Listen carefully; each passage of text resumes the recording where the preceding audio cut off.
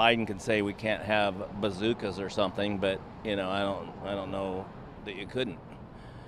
Bazooka though? Should everyday Americans have a bazooka? Founding fathers would have liked to have bazookas. Founding fathers also owned slaves and didn't let women vote, right? Well, times have changed. Yeah. All right. Yeah. Times have changed. Should there be an amendment on the Second Amendment because times are changing? There's so many. I doubt that's ever going to happen. Would you be in favor of it though? No. If it saved children's lives? No. Even if it saved children's lives? Because that's not going to be the answer. But if it did, statistically save children's lives, should we have more gun control? No. Coming from a galaxy near you, this is Brothers in Booze. And here are your hosts, Greg Washington and Doug Ziegler. Welcome to Brothers in Booze. Ignore the idiots that came before us. Yeah. Well, not ignore them, but well, you got to pay attention to them, unfortunately. Yes, you do. And I'm going to pay attention to this beer here, which is, it's called Super Mega Lager from Drecker Brewing Company. Yeah, look at how label. Light that shit is. That looks like a light beer. That doesn't even look like a lager. It's super. It's mega. Mega. It's super classy and crisp and very lagerish. It's just very reminiscent of one of my favorite beer brands currently. It never was before, but Bud Light. One of my favorite beer brands, Doug. I'm a big fan. Not a big fan of the taste, not a big fan of the imperialism of the company, but I'm a big fan on how people feel about it, actually. Okay, so there's a rumor. Yeah, there's a rumor. So usually Did you just hear what I said? Did you just hear what I said? Did you even hear it? Hello? Yeah, sorry. Okay. All right. So what I'm going to see, folks, this is what I tell you. You can't multitask. No one can. Don't act like you can. Maybe I'll ask our guests about it, but you can't multitask. I said it here, and I don't care what y'all say. Hey, you're not wrong. I am a person who needs to do one task at a time. So Super Mega Lager from Dreger, really nice. Really, look at it. Look at me. Look how light that is, y'all. Yeah. Also, the can art's great. Drecker does a crazy ass job. Yes, they do. So I'm going to do something that I don't see in cans often, a Saison. I don't see a lot of Saisons in cans. So I picked it up. This is from Ithaca Brewery. You got to hang out here in Wisconsin. Yeah, we don't get a lot of them here for some reason. So, I have a little bit of a weird history with Ithaca. I don't really care for most of their beers. So I saw this and I hadn't tried it. So we're going to give it a go because I like Saisons. Saisons are kind of like, they go with every freaking thing. So you got a heavy pour as normal. Smells awesome.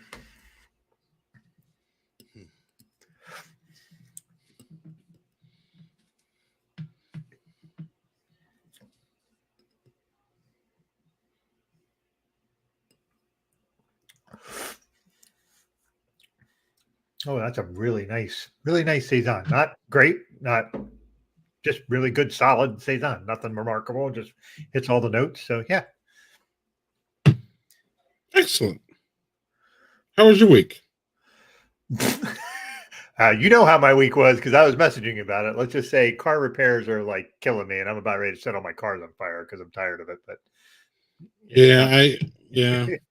I was up 3 times this week taking the other adult human in my house to her work because of our car issues. So I can something in the air.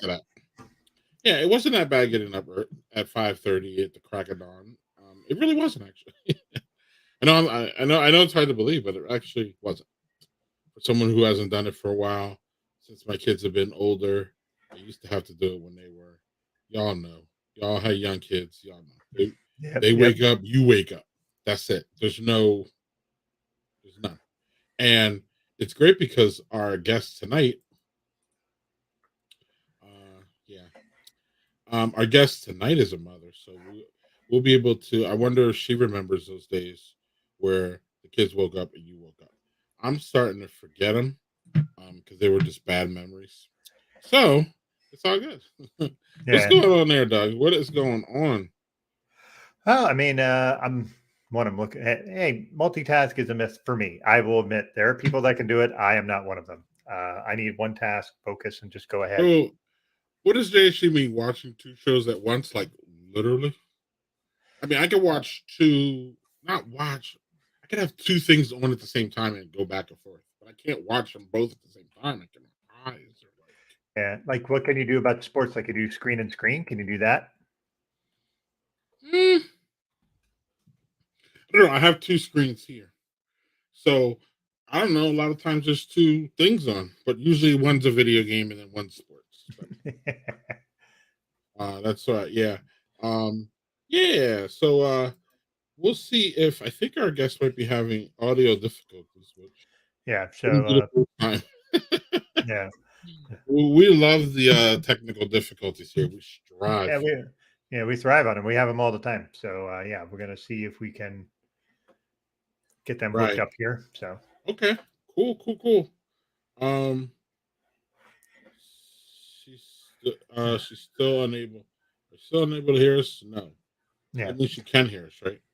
No, she's saying, "Are you still unable to hear it?" I'm confused.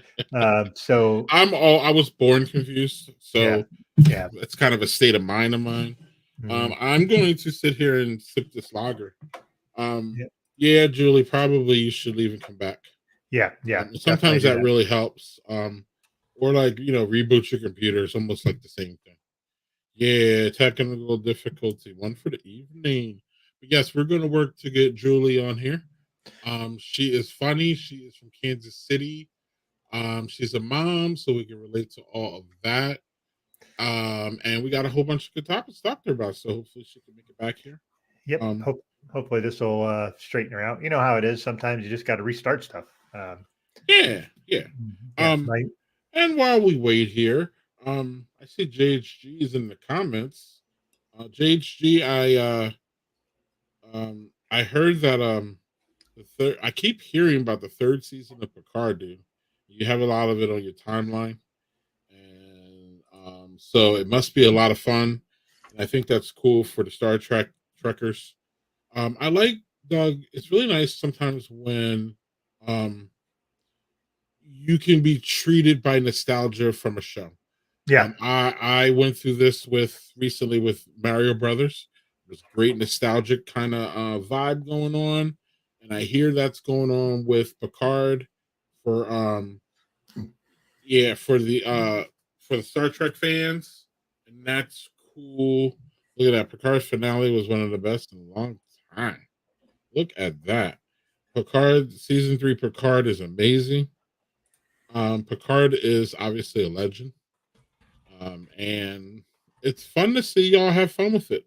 I'm not a huge Star Trek fan, but at some point, I guess I need to get around seeing this one since y'all Yeah. have been ranting and raving about it.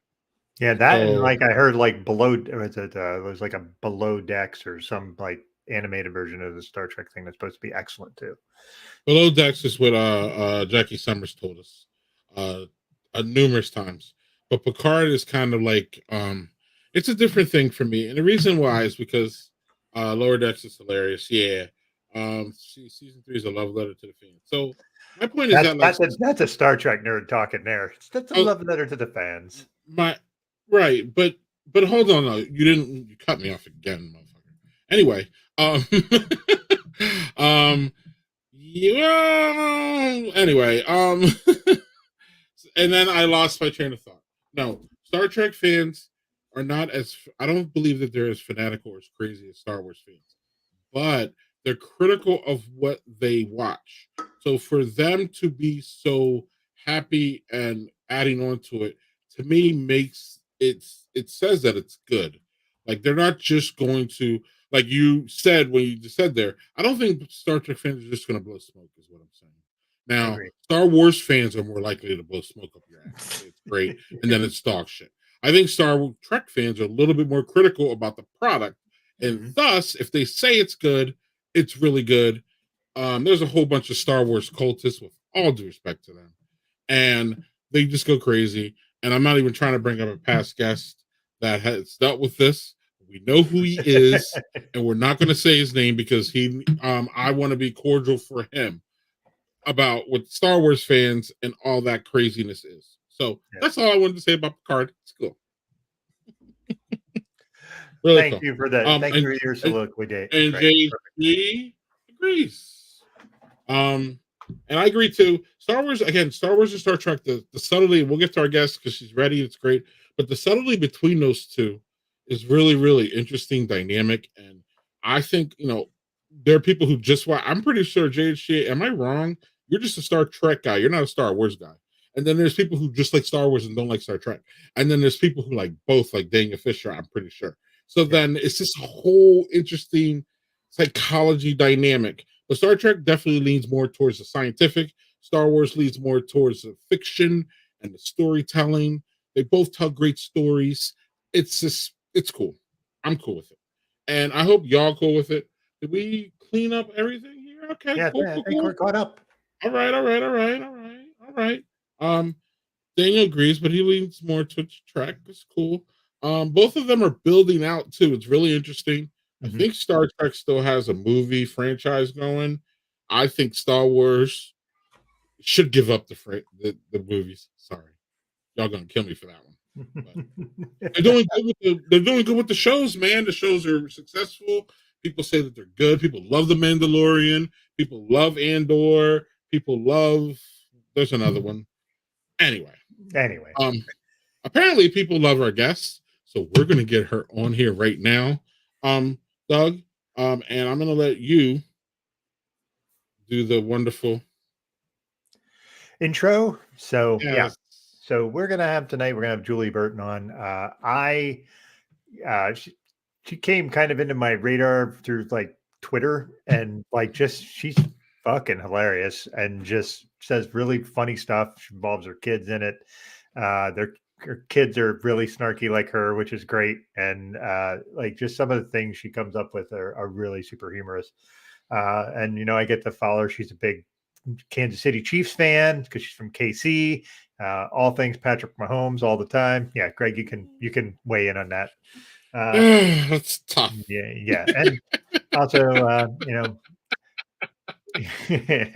we could have waited a year, Doug, to have her on. What the fuck? We have to have her on right after they win the Super Bowl. Yeah, well, no, it's not right after. It's been a few months. It's right after. It's the same year. We have to hear the. Okay, we'll get through it. All right. So yeah, let's bring her on. Without further ado, since we gave her such a wonderful. What an intro! What an intro! Oh my gosh! And the draft is here. Don't forget about the draft. The draft. Everything is revolving around Kansas City. What is going on, Julie? Nice to meet you. Nice to meet you too. How you doing? I'm good. How are you? We're great. What are you having? What are you drinking? I am drinking Boulevard Dank 7. I love IPAs. This is their newest one. So 7 different hops, I would assume. Yeah, it's pretty good. It's the first time I've had it. And you're real quick while we're here. What kind of a beer lady are you? I like IPAs. Like every IPA, I try them all. But yeah, Boulevard has several. This is the So you're the lady that likes when you go into a brewery and see 7 IPAs on tap. You're down? Yeah. Line them up. Yeah. Right. And the rest of craft beer world is like, and I'm with you, Julie. I'll sit there and drink all 7 IPAs with you and argue about which ones are better and rank them and all that. All right? Yeah. Let's do it. Let's do it. Let's do it. What's up, Doug? Or I got you in the mid. I got you Yeah, in thank mid. you for doing that mid drink. That was It's great. time, right? I'm paying you back for, but it's all good. I did interrupt you earlier, so It's all good. It's all. yeah. I got subtle ways of paying you back. But Doug, first question, of course. Well, we got a lot we can cover. Lots of ground. Like you Yeah, gave us a lot. I got I notes. got content for days. Yeah. I got like, notes. We're like, what do you want to talk about? Julie's like, I'm like, great, that's awesome. No, that's good. We want to be able, because a lot of times we right get guests and they're like, oh, well, we could talk about whatever. And I'm like, yeah, but if there's things you want to talk about, we should definitely hit those. Yeah. So let's start a bit with, let's go with the job stuff, because you just recently got a new job, and I was wondering if you could tell us a little bit about it, because I know you've had other things that are like more social media gigs and all this sort of thing. So what are you doing now? Because there's a segue into that with some of the things I want to talk to as well. So I'm a senior content writer for Community America Credit Union. It's the credit union of the Chiefs and the Royals and the Mavericks. Wow. I'm doing all their content writing. So I haven't started yet. I start May 1st, but yeah, I'm excited. I'm excited to start. So it's just the fact that they were like part of the Chiefs and the Royals and all that had nothing to do with you wanting to work for them, right? I mean, there's gonna be some perks that come with it. I would gladly write for the Chiefs. Yeah. So you're very, very involved in like all of like Kansas City and the surrounding areas. Like I know you were talking for a while, you worked for like Overland Park stuff, correct? So what drives you to be so involved? Is it just that you love the area so much, or is it just like what drives you for that? Yeah, so I'm born and raised. I grew up in a town called Olathe, but it's Kansas City. I don't know. I think just the stigma I just hear from like watching TV movies that like Kansas is flat. There's nothing in Kansas City. It's flyover states. Like I don't know. It's like that's not true.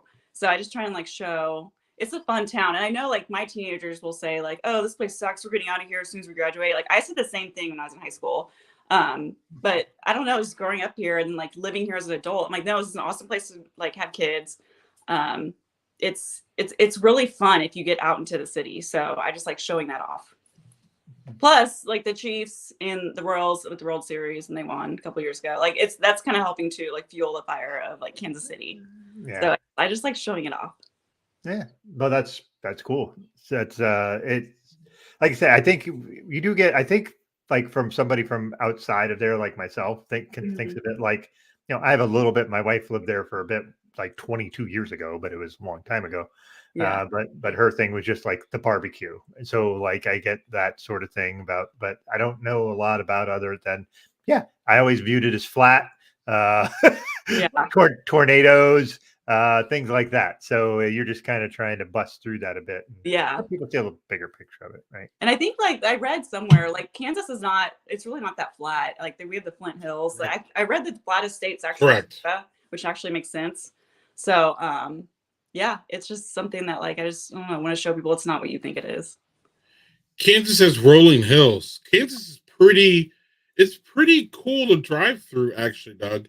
Now the flat state you're thinking about is Nebraska.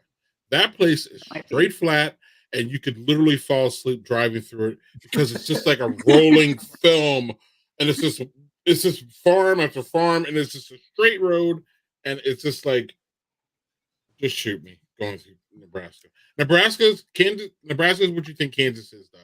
Right. And Kansas has like these rolling hills and stuff. It really is weird. Yeah, it is really pretty. It is. Right. Yeah. Believe it or not, y'all.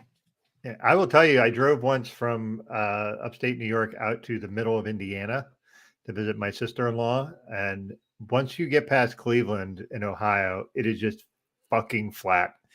And all the way to Indiana, it's like, oh my God, can I just get to that? Yeah, right. I don't know why Kansas gets the rap for being flat. Like, I don't get it. Like, I don't know. Maybe I think it's because you're in the plains. Yeah. And also, Julie, let's just keep it real. There's this idea of like the flyover area type thing, right, where like people just assume what they think they know about the Midwest, and they haven't been to the Midwest. So it's always going to be like a surprise for them. Yeah. When you get like a little bit of hills, or you get something, you're like, whoa, this is supposed to be tornado. Another myth that I think that, not myth, but another thing that I think that Doug brought up about a myth about Kansas City, not really necessarily a myth, but Kansas City is the hottest place and it's also the coldest place, almost at the same time. Not the same time, but your winters are brutal. I don't think people understand how brutal the summers are, Yeah. humid wise.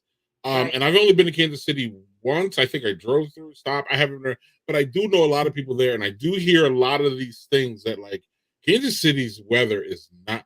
It's a, I mean, again, upstate New York, and I'm from Wisconsin, so we're kind of used to those extreme temperatures, and people know us for that. I don't think people get Kansas City's that way. Yeah, we definitely have all 4 seasons. Yeah, it can get like definitely over the hundreds in the summertime, and then Hey. wintertime like way below zero. So Mhm. yeah, but sometimes it's weird. Like even like looking at the weather, like it'll be like 30 degrees today, and then it'll be like 80 tomorrow. Like just like the extreme, like it's just very quick, and you can feel those fronts come in. Like, oh, okay, like here it is. Right, right. Yeah, it's Uh, different. so real quick, Doug, I did open up my second one. And it is, I think you're gonna like this, Doug. It's the raspberry vanilla cheesecake incident. Ooh, Wait, where's that? Is that from? I always thought that was from Venture. That sounds like microphone. Microphone. So it's a Berliner Weiss, Doug. Raspberry vanilla. What is it? where's that Raspberry vanilla from? cheesecake. Microphone's out of Chicago. Oh, cool. Yeah, I'm that going is actually. Yeah, all And the ad- yeah, Doug, and it tastes like raspberry vanilla cheesecake. This is right up your alley, Doug. Doug likes beers. I like them too, don't get me wrong. But Doug really likes beers that have like 6 ingredients. Like 4 is not enough for him. It has to be 6. And that's good. Just like Julie, you like your IPAs. As long as it's like I'm like, Doug's like, I'm gonna send you this, or Greg, do you like this beer? And I'm like, Greg probably likes beer, and it's an IPA. And I'm like, yeah, because it says IPA on it. Like, if it says IPA on it, I'm in this, But not all IPAs are made the same. You know this, Julie. Yeah, they're different. But this one is pretty good, Doug. I only got one. I only saw one. I owe you some beer back, so you might see this one. But this is right up your alley, man. I like the. I don't know if there's lactose in it, but I like the ending. It really gives that cheesecake ending that you get with cheesecake. Really nice. Yeah, I would think that would have the lactose in it just to smooth it out like that. But yeah, there's our Yeah, buddy but Aaron. yeah, but I don't. I mean, I don't see it here, but maybe it's here. But yeah, Julie. Kansas City. It's a place, unless you've been there, it's kind of hard to not kind of hard to describe. I think people have a lot of preconceived notions about Kansas City. So Yeah. one of the things about Kansas City that it's time for us to get into it. It didn't take that long. Is Patrick Mahomes Yes. and his Love him. family and his family. So let me set this up real nice. I am as much I'm a Browns fan, unfortunately. So as much as a Patrick Mahomes fan that I could be being a Browns fan, I am totally. Now where I get conflicted is his brother and his wife. Now his brother I've pretty much written off. His wife I want to understand more. I really do. And I give her the benefit of the doubt a lot of times. Sometimes I feel burnt, and sometimes I don't. Where are you at with the controversy around her? Because, like, I don't know if we have any other sports people that, like, her, that their significant other kind of brings all this heat, if that makes sense. So, Right. like, I'm over here, like, why, like we don't talk about Kirk Cousins' wife like this. We don't talk about Matt Stafford's wife like this. We don't talk about, and Matt Stafford's wife has said some crazy shit. We don't dwell on her. So I want to know what you feel on the ground being a fan. And I know they do a lot of great charity work. Yeah. And it feels like they're good people. And it feels like she just loves her man and she just wants to like support him. So Yeah. what do you got, Julie? I think when she first came out to the Kansas City scene, as their boyfriend and girlfriend, I think that she was just very young and thrown into this, like, billions of people watching you. So I think she just had fun of just being kind of young and dumb on Instagram or in Twitter, wherever she's at. I think currently she's grown up a little bit. I think the children did that And I think she seems like a really good mom to me. And I think she's kind of calmed down a little bit as far as like she still has her personality, but I think Yeah. motherhood's kind of changed her. And I think Cool. Kansas kind of like kind of grabbed her. And she's also one of the owners of the Kansas City Current, which is the women's soccer. Soccer. So she's like, they do a lot for Kansas City. That they both do. And I don't know. I think she's kind of calmed down with motherhood. I think we all have. But I think when she first started, yeah, she was just young and dumb. I mean, I'd probably be acting the same way if I was 22 and have my boyfriend, Right. Chiefs quarterback, winning the Super Bowl. Like, what else? Are you gonna do? Yeah, you're gonna be crazy. Yeah. So, Yeah, real quick, that's how Doug, I see her. I'm sorry. Okay. Sorry, Okay. my phone's falling off. Yeah, no worries. Real quick, Doug. It sounds like you weren't familiar with that his wife bought. I think she bought partially the team, and then what happened was Patty came in and bought another chunk. So they both have chunks of the team separately. Right. I don't know if they own it outright or not. Julie could probably tell us, but like they really invested kind of heavily. And Pat, they own something else too. I think The Royals. He took a chunk of the Royals. Okay, right. So they really are invested in their community, and I don't think Patrick Mahomes from Kansas City. No, he's from Texas. Okay. Yeah. So they've literally made this their home. Yeah. And they've invested as such. Yes. And I bet the people of Kansas City love that. Yeah. I mean, you have to adore Patrick Mahomes and everything about him. As far as his wife, I think she's calmed down, just like I said, with motherhood. Yeah, that's cool. Yeah, I mean, you can't That's not cool. like the guy. I don't know anyone that doesn't like him. Like you just love him. I know people who like don't like the team, but like you can't say that about Patrick Mahomes. Right. He's like right. he's like the Steph Curry of the NFL. Like he's just a super likable guy and incredibly skilled at what he does. Which and usually you have people who are like, fuck that guy, but no, everybody really I haven't met anybody who doesn't like him. Yeah, neither have I. Like I know people who don't like the Chiefs, but like they won't say that about Patrick Mahomes. I was gonna say outside of Denver and Raider fans, outside of those guys, and really though, they won't say it to me. Well, his haters, in my opinion, are limited to the people that he beats. So right, of course they're not going to like him because he beats them all the time. Yeah. So when was the last time Kansas City lost to the Raiders? It was. I don't know that stat, but it was well. Yeah. It was a long. Oh no, it's Denver. It was 23 games or some bullshit. Doug, it's outrageous. It's crazy. Yeah. It's not the Raiders. The Raiders have beaten Kansas City recently. It's the Denver Broncos who have not beaten the Raiders or beaten the Chiefs in like 800 years. Just like I want to say 2 or 3 years ago. I remember coming back. Right. But the Denver Broncos have not beaten them for like 6,000 years. Anyway, Doug, go on. And I can go look this up, but it's true. Yeah, I will say. So Greg and I are both fans of terrible NFL teams. I'm a fan of the Jacksonville Jaguars, who should have probably beaten your team this past year in the playoffs, but they're the Jaguars, so they find a way to mess it up. And then Mahomes was awesome, even though he was running around on one leg. Yeah. So I was ready to cut off my ankle and give it to him. I'm like, I'm ready. That's some devotion as a fan there. Come here, let me give you mine. So yeah, it's I didn't know all the stuff about them being so invested in Kansas City. I think that's really cool. Like the only thing I could think of is like the wife / girlfriend was when Brady first started going out with Gazelle. Mm-hmm. Yeah, I thought that too. Like, the Boston people were not cool with that at all. Yeah. And they were afraid she was going to distract him from being. As you see, Brady didn't give much of a shit about that at the end, but right. Yeah. Yeah. They're 2015, 8 years. That's a long time. So, needless to say, Bronco fans don't like Patrick Mahomes, and really, nor should they. Now, that's what makes me nervous about the draft coming up next week. I'm like, it makes me nervous when all these teams are like these lower teams get these like awesome players. Like, this is not good. Like, I want to stay like Chiefs. Yeah, but the Chiefs always manage to find like them, and Pittsburgh always seem to find these freaking receivers out of nowhere that nobody wants, and they come in and they're just fantastic. Right. So like they have a way of drafting those kind of players that like I'm always kind of like as a non-Chiefs fan kind of frustrated watching them They have, well, actually, this year they really didn't have like the cadre of receivers they've had in the past. Mhm. But yeah, it's interesting to watch them draft. Where are they drafting? Well, they won, so they would be the last. We're last. Yeah.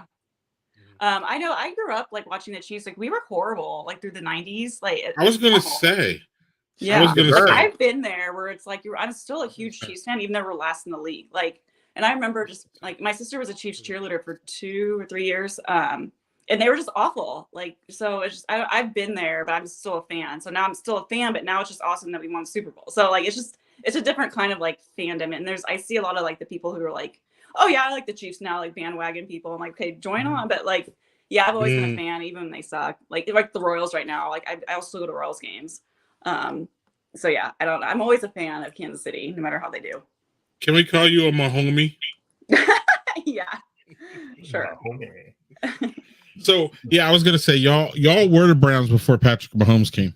So basically, I mean, y'all just had like whatever bad thing could happen to Kansas City would.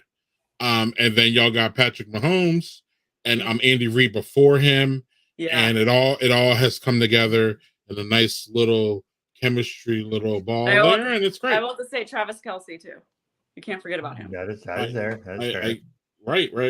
No arguments there. So, tell us about how the NFL, how you got hooked up with the NFL, and how they wanted you to talk about the draft and all that. How did that work out? So the draft is next week. Visit KC actually asked me to help them out with some social media stuff for the last week of April. I'm like, that's the draft. So I said, yeah, sure, I'll do it. And I was like filling out paperwork. I'm like, oh shit, it's for the NFL. Like, so Julie, hold on, Julie. I'm sorry to interrupt you, but you skipped over an important part of the whole thing. Like, what do they do? Slide in your DMs? What do they email you? Yeah. How'd that come about? How does that right? How does that all happen? How do you just get Because when I get my notification from NFL, Doug, I want to know where to look for it. You know, I don't look at my emails often or once a day, so I need to be prepared. What's up, Julie? So I'm a part of a group called the Social Media Club of Kansas City, and a fellow co-chair, she asked me, she works for Visit KC. She's like, would you be willing to help in this? I gave them your name. I'm like, okay, sure. I thought it was for Visit KC at the time, and I looked back, I'm like, oh, it's bigger than that. So yeah, I'll be there next week doing socials. So it'll be fun. I have no idea what to expect, but it'll be fun. Because I love, Kansas City, football, Chiefs. Like, it's just social media. It all like comes together. Like, right. So, and someone's spreading rumors. Start my new job, so it'll be fun. Someone's spreading rumors about you down there.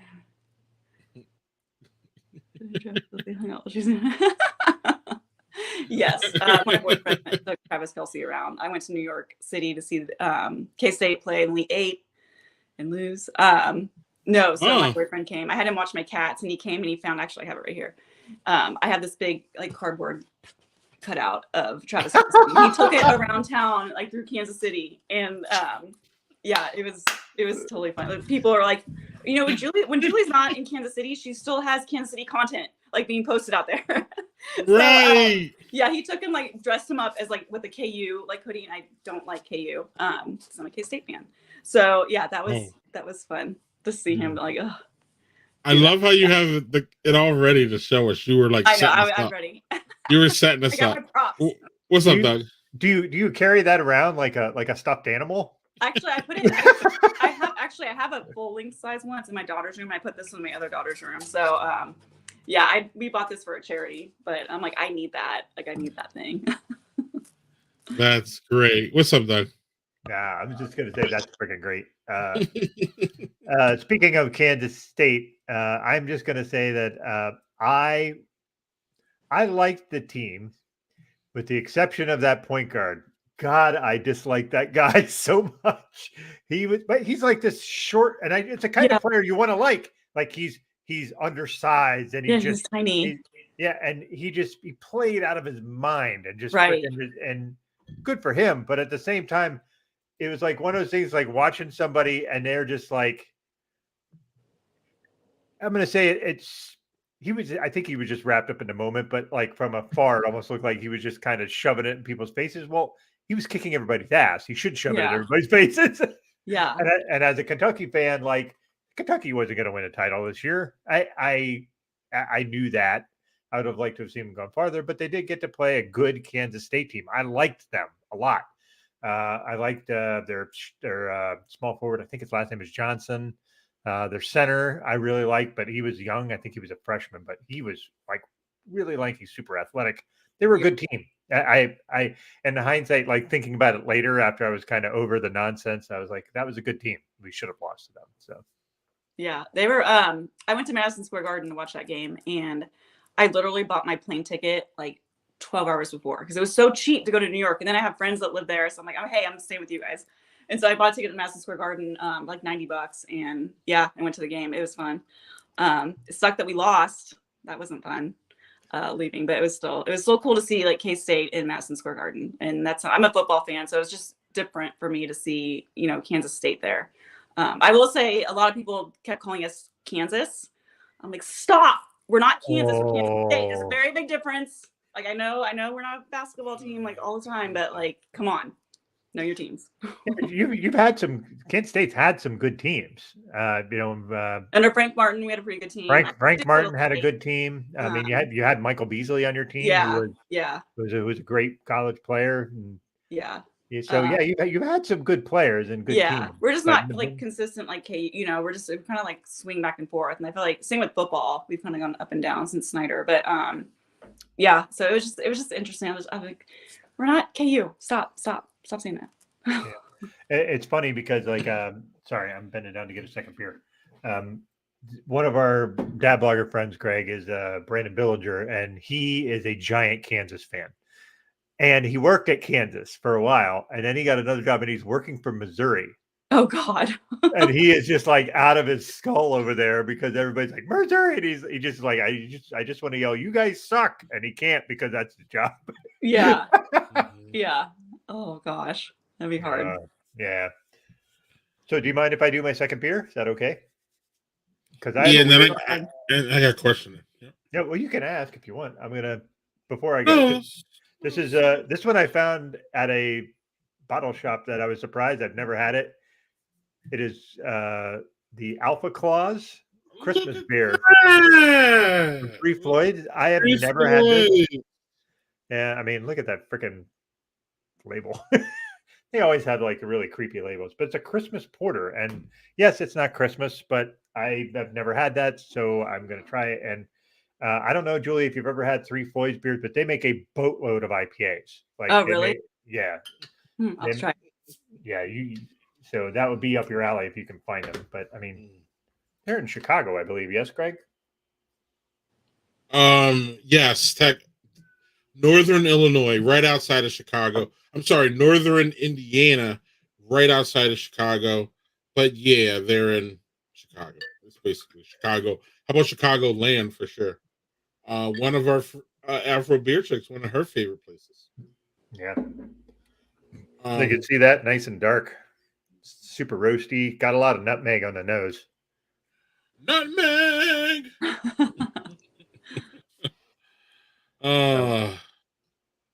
Nutmeg.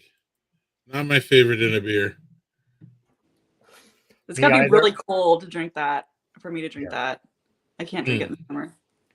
Yeah, so honestly, it just tastes mostly like a regular porter with a little bit of nutmeg flavor. But cool, okay.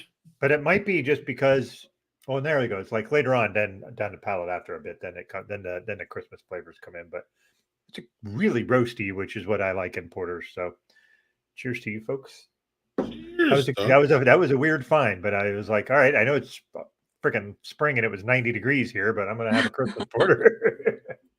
Yeah, Three Floyds always has metal labels. Yep, they're metal people.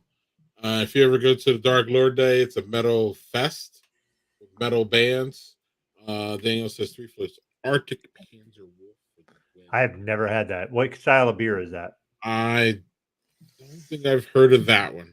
But what I heard about you, Julie, and you're open and willing to talk about it, so I'm gonna go there. Oh gosh. So you were obviously, or not obviously, to me it's obvious, not to maybe everybody else, or maybe to people who follow you on social media. I believe you were married for a long time, and then you came out on the scene in your 40s, and Yeah. it must have been it had to be a shock, because I don't know how long you were married, but so much is different. So much is different when I was dating to when I stopped dating, and I haven't dated for like a gazillion years. It feels like. And if I would get back out there now, I don't know what in the hell I would do, where the hell I would start, and what the hell, because it's so. And I was talking to my boys this morning, real quick, about how the world has changed so much in 20 years. And Right. being old and curmudgeon like me, I can see where we came from. But I was telling them that it's hard to project, and it's hard for them to see and feel what's going to be like 20 years in their future, Yeah. because the world has changed so much. I mean, 20 years ago, there was no Netflix, no Google, Mhm. no, no YouTube. I mean, I think there was Google, but there's definitely no YouTube, no Netflix, no, Right. any of this, Facebook, none of this crap was here. And now all of it is really big pieces of our lives. Yeah. So the online dating scene, I mean, it wasn't a thing at all when it was a little bit, it was AOL. You got mail.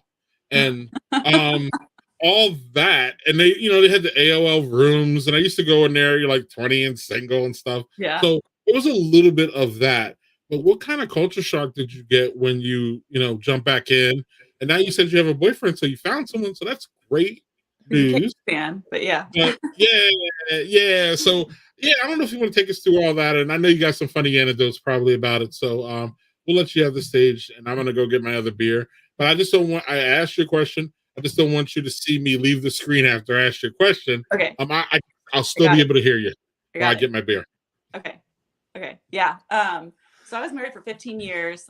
We got divorced in I say 2019 is when I moved out, but because of COVID, I had to it got stretched out with the courts and stuff because it basically was shut down. And I actually got officially divorced October of 2020.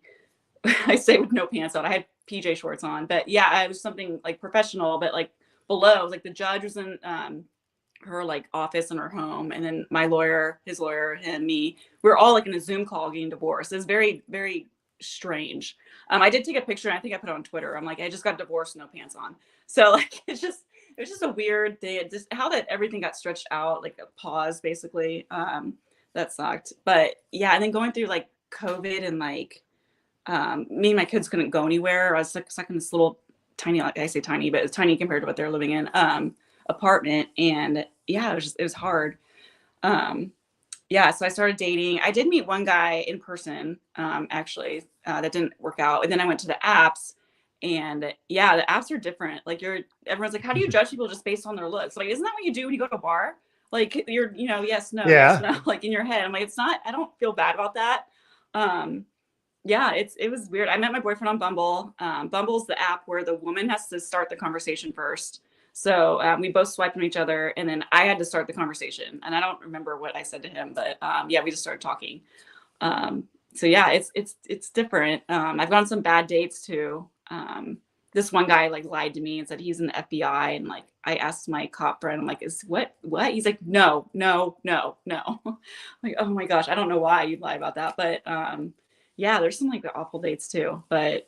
I think it's just what it is now. I think very few people meet each other like in person, especially after COVID, and everyone's kind of like hesitant to go out. Yeah.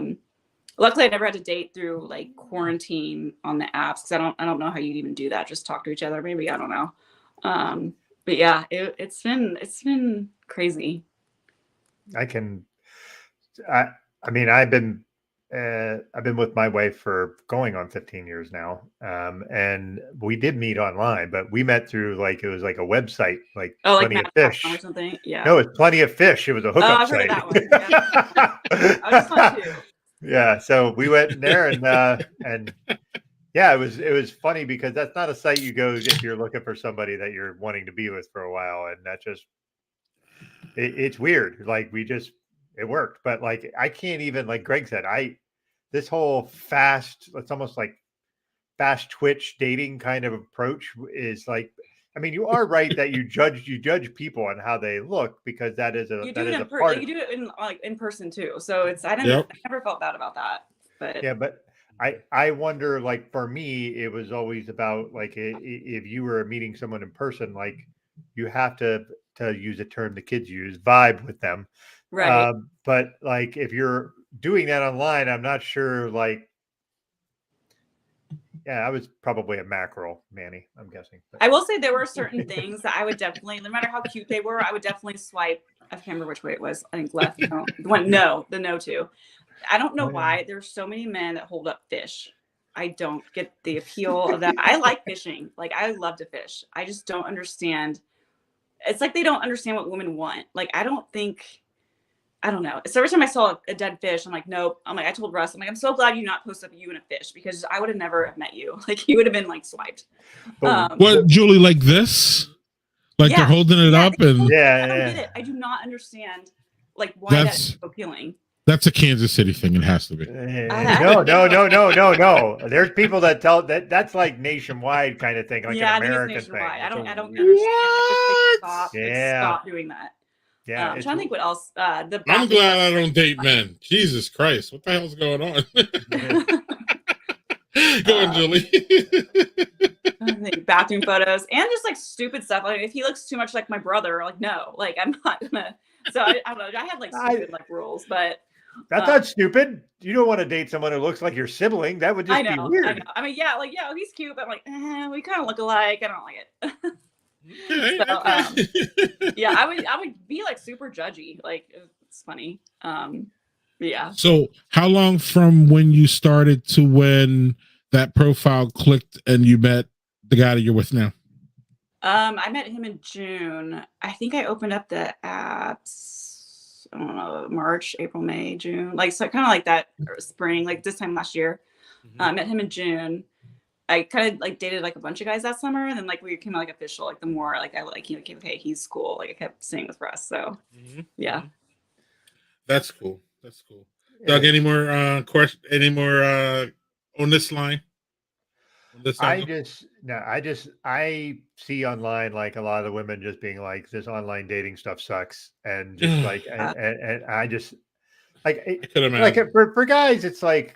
For a lot of guys, I think when they do that stuff, I think they kind of view it as like a numbers game, right? Yeah, and whereas I think, again, this is vast, overwhelming generalization. I feel like women are looking for a little bit more than just, hey, yeah. I mean, there's a time and place for that. If that works for you, great, you know. But like, I can't fathom being able to do that. Like, just. I'm much more an in-person thing. Yeah. So I would see that I could see if I ever had to do that, I would struggle mightily, me personally. But yeah, I think I will say I was one of the few, just from talking from other men and like friends and stuff. I would like immediately want to meet the guy like off the bat, and some women just want to like chit chat forever. Like I'm like, let's meet. We need a happy hour. Let's go. Like I want to meet you. I don't want to chit chat because I can chit chat all day. I just want to see if we get along together like in person. So I feel like I was really good about like getting out there and just going on that first date and like figuring out if I like him or not. Yeah, I will say that men have told me, even Russ told me, women like their kind of like pet peeves, like the fish. For men is the filters on women. A lot of filters on there. Like I don't think I use any filters, but yeah, that's like a big thing for the men. They're just kind of like no, don't want to meet you. You have too many filters. It's very obvious. So yeah, it goes both ways. But too many filters sounds like too much makeup. Maybe in a way. Like when we were younger, for me, or when Doug and I were younger, 600 years ago, it used to be if you had too much makeup, Julie. For me, that was a red flag. Like I never really liked. I always wanted to see the natural beauty. I always wanted to see what you look like when you wake up, Julie. I never wanted to see. You know what I mean? Like not that you trying to make yourself look better is a bad thing. I'm not saying that, but like when it was too much, it was almost like perfume guy. Perfume guy, right? Guy, like perfume guy. Generally, he means. I'm sorry, cologne guy. Yes, and perfume lady, Doug, for us. But perfume lady and cologne guy, I think they mean well. They want to smell good. They're trying to put a good impression on, but they just dump too much on. And it's almost a red flag because it's like, yo, you didn't You didn't have the self-awareness to know that it was too much. Like, Yeah. right. So are you like, it's kind of like that IPA, Julie, that you could tell they threw this hops in there, like, Yeah, 'cause they mess up the IPA, so they just do some more hops in and like, slap the label on it. It almost feels that way with the whole, like, you know what I mean? Like you're like, why do you have all this, Chris? Come on. Yeah. What the hell's going on, bro? So I will say, I've noticed, like, I have teenagers. I'll have their birthdays are in May, so I'm already like making them grow up. So 17 and 14, they will be next month. okay. So Emma, my older daughter, she went to prom this spring, and she's been to a couple homecomings. I do notice that her generation of women, they don't wear makeup even at prom. If it is, it's just light mascara and that's it. Like, they're very, like, I've noticed with my younger one too, like, just the girls just don't wear makeup. So I don't know if that's a generation thing. So maybe I like that they do that. Like, they just really, like, they just put maybe a little bit of blush and that's it. Like, they're just very, like, chill. And it's not just my kids, it's all the girls that they're friends with. Like, they don't wear makeup. And even like during prom, you think it'd be like a really glamorous thing. They just, like, they do their hair, like, kind of curl it, and they just don't wear makeup. So maybe this is like a new generation thing where I kind of admire them, where they're just like themselves. Yes. One thing I want to say before Doug, you go, and then I got my third here, so I want to talk about that. But one thing I do want to say though is Doug and Julie here are prime examples of what I like to see, which is the stigma of online dating. I think the pandemic helped. One positive thing that the pandemic did was help neutralize that bullshit, because it really is bullshit. Like, it's just another form to connect with someone. And ultimately, Julie, you are, from what I hear, if I ever make it back out to that dating craziness, I'm probably going to be more like you than anybody, which is, hey, we got a quick connection. Let's just go to a brewery real quick, have an appetizer, and see what's going on. So, like, really, the online thing doesn't really do anything but make that first, like, initial spark connection. Yeah, that's and how you can also, and you can also filter some of the, fish guys and the craziness and the cat ladies. For us, it's cat ladies, and those red flags. Yeah, but do you like 25, dog? Come on now. No, but nobody likes 25. I mean, like, we have... Whoa. Cat lady does. Cat lady likes 25, dog. Okay. And I'm sure there's someone out there for her who likes that many cats. That's just going to be a harder sell. That's all. Right. I'm just saying, cat lady to me, like, she's got 40 cats, dog. I'm 41st then. So I gotta, there's a thing I have to do. You're that kind. Are you that kind of cat, Greg? I'm not gonna get in front of any of her cats, because those cats will kill you too, by the way. Don't even get me started on all that. Shout out to my friend Charlie O'Hara, who told us that his wife took a fall on the steps because of their cat. So I don't trust cats, Doug, as far as you could throw yours, because they could really turn on you real quick. Like, worse than like a pit bull. I'm more worried about that cat. Seriously.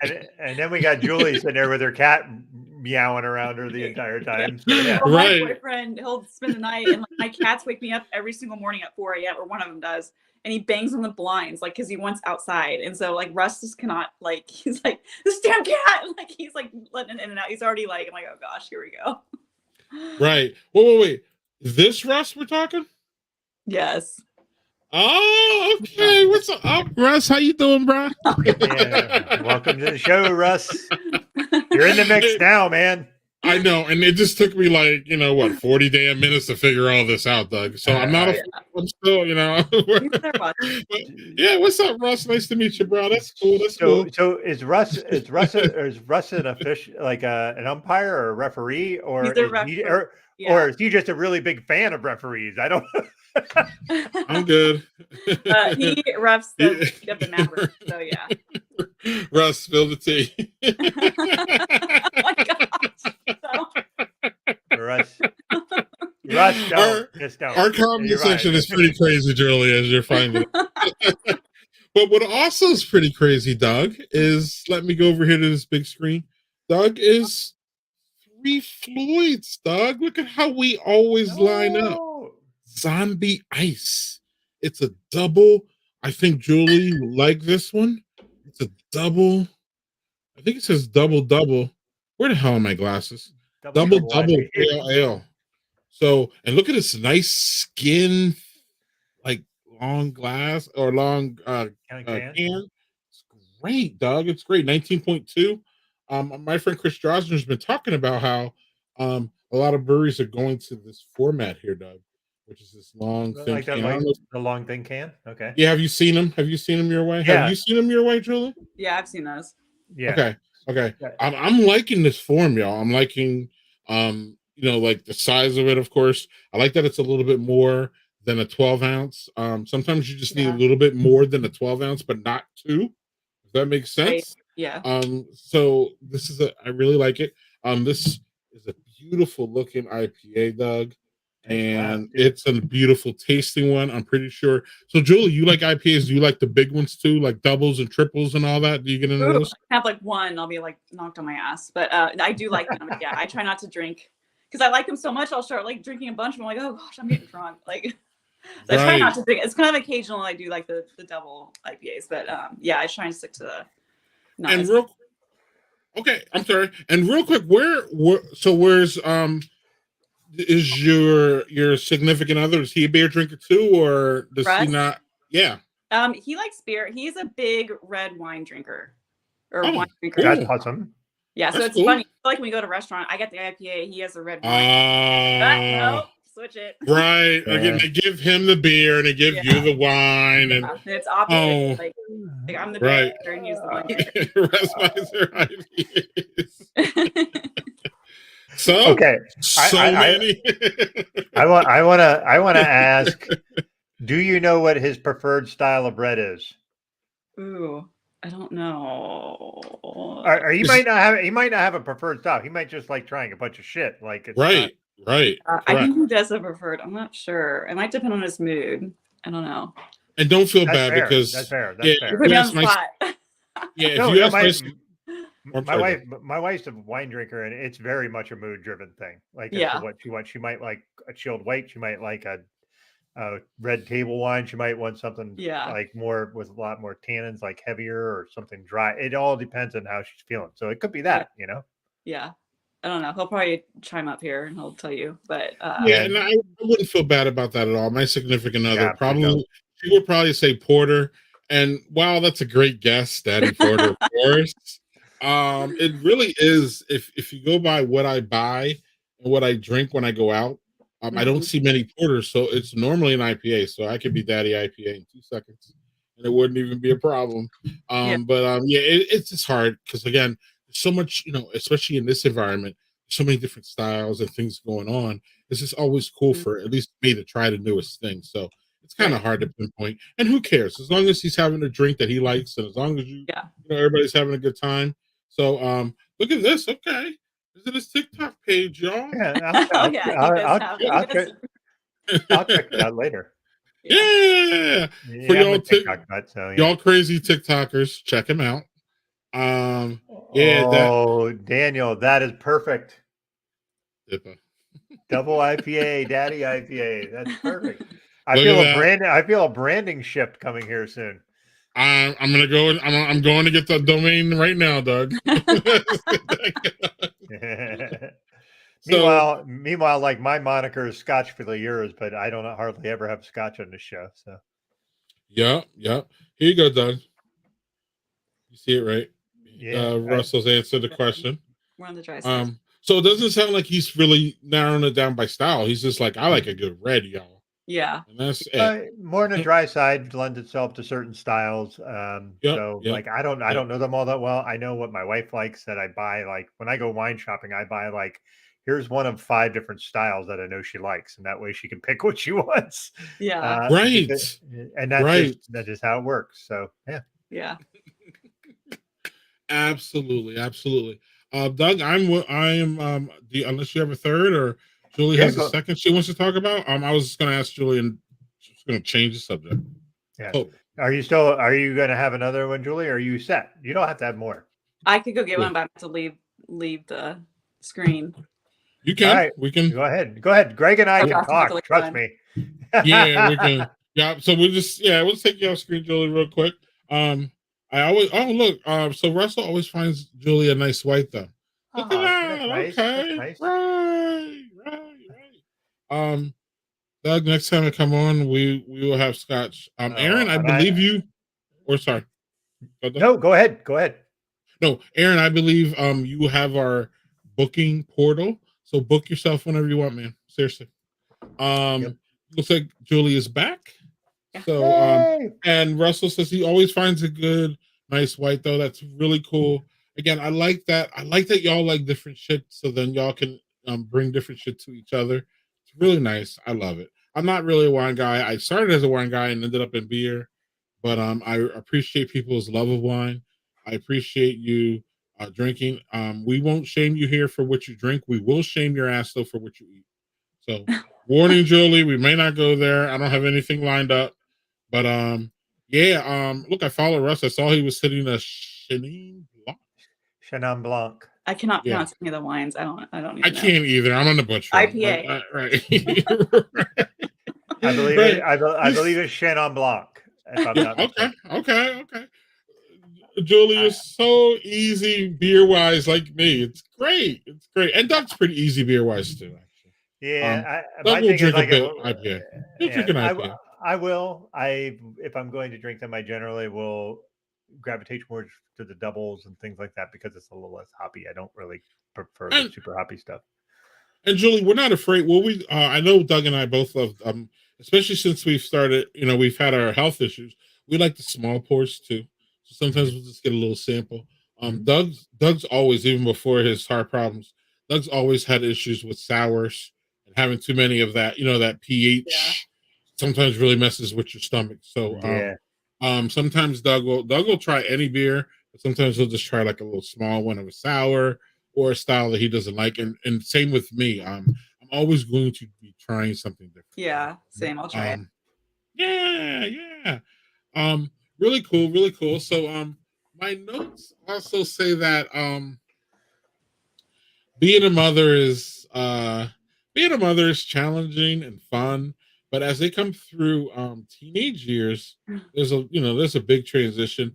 I was gonna say it sounds like you have two girls, so like obviously the girls go through, but I think again I don't even want to really get into it gender wise because I think both sexes have kind of all sexes actually have interesting teenage transition years. Right. So have you seen anything, what's been going on recently with the girls about that? So like I said, they will be 17 and 14 next month. I mean, it's weird. So that I'm 5'10" and they're not as tall as I am, but they're tall. But we wear a size 10 foot. Like, so like I feel like I'm living with sisters again. Like they're always like my shoes are gone, my shirts are gone, even my bras. I'm like, okay. Like I can't. Wow. Yeah. Yeah, it's interesting. It's just like living with, young women and, which is exactly what they are. So it's been in that way. And like, now they're like, I would kind of like curse a lot around them, but like, or I kind of hold off a little bit, but like now it's just like, I don't give a shit anymore. Cause like, they're older now. But it's funny because like, my older one will like sit and call her younger sister a cunt. I'm like, what are you doing? Like, stop. Like, oh my gosh. Like, they're funny. Like, and then so one of them's driving, the other one is going to be driving pretty soon. But it's funny that one is driving. She's like, instead of giving the middle finger, I give them a thumbs up. I'm like, oh my gosh. Oh, that's way worse. More than anger. I'm like, oh my gosh. No, apparently that like Jill actually, we were driving the other day, said that she gave a thumbs up to somebody and they were like furious. Yeah. And I was like, really? Don't give him the finger. I'm like, oh, what are you doing? I mean, I guess that's better, but yeah, maybe don't do that because people like to shoot people on the highway now. So maybe don't do that shit. Yeah. So yeah, they're a lot. I will say they do sleep in. I sleep in with them. They'll sleep till noon. That's the only good thing about teenagers right now. They're fun to see their personality as an adult. You can start to see that even though they're young and still like young and dumb, but like it's still fun to see like how I could just tell their personalities like starting to come through on their own. So that's always been fun. Yeah, they're a lot. Doug, I offered you follow up. Can I jump on here real quick? Yeah, do that, and then I got to follow up after you. Cool. Julie, like you mentioned the cussing thing. So when my kids were really young, I refused to cuss around them. I just didn't want to, kind of set that precedent. Yeah. Now that they are like 19 and 17, Yeah. um, I my cussing is it's just real. I wouldn't say really bad. I would just say that I just don't have a filter anymore with Right. them. I feel like it I changes. kind of yeah, and I kind of want them to see me not have a filter, but I can't, Julie. I can't even get them to cuss. Like my whole thing about you need to respect Oh, right. like what I told them is like you look like an idiot as a kid cussing. So if Yeah. you want to look like an idiot, you can go right ahead. But Yeah. you don't look, it's never going to hit like you think it does if you cuss. And I've never heard them say a bad word out of their mouth ever. Oh, So really? now, yeah, so I'm an at-home dad. I don't know if you know this, and I homeschool. So like over the years, the lady of the house has taken kind of the fatherly role, and I've taken really more of the motherly role, where Mhm. she comes home and she's just cussing and Yeah. kind of acting a fool and kind of letting them just go. And I'm more like, I got to remove myself to just let them have fun because I'm just being a curmudgeon and all that shit. So now it's kind of flipped because she's like, well, I don't even like, I'm like, you don't even cuss anymore. And I look like this big asshole who's saying all these bad words all the time. And so now she's like, y'all gotta cuss. We went on a vacation and she goes, look, I'm tired of y'all not cussing. Yeah. What conversation? What is going on? I do So my think kids Emma, refuse to cut. They refuse to cuss, Julie. yeah, I don't know. I do think they do that more with me because I'm always the one that was a little bit more laid back, the laid back parent. I don't think they do that with their dad or not as much. He sets a little bit like the bar higher. So like, but I'm just like, whatever. So I think they kind of feel out, especially being divorced, they feel out who's easier parent to get away with. And I think I am definitely for that kind of stuff. So I don't give a shit. I really don't like. I don't either. Right. Yeah. So I I think used Scott has to. a little bit more like he's a little bit more. He would get bothered. He would never like curse, and he'd tell me to stop curse. Like he's very like, not strict, but like he has a little bit more like respect about Straight-laced? that.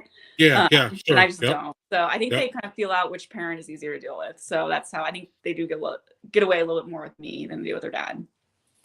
Yes, we've made it cussing a chore. Correct.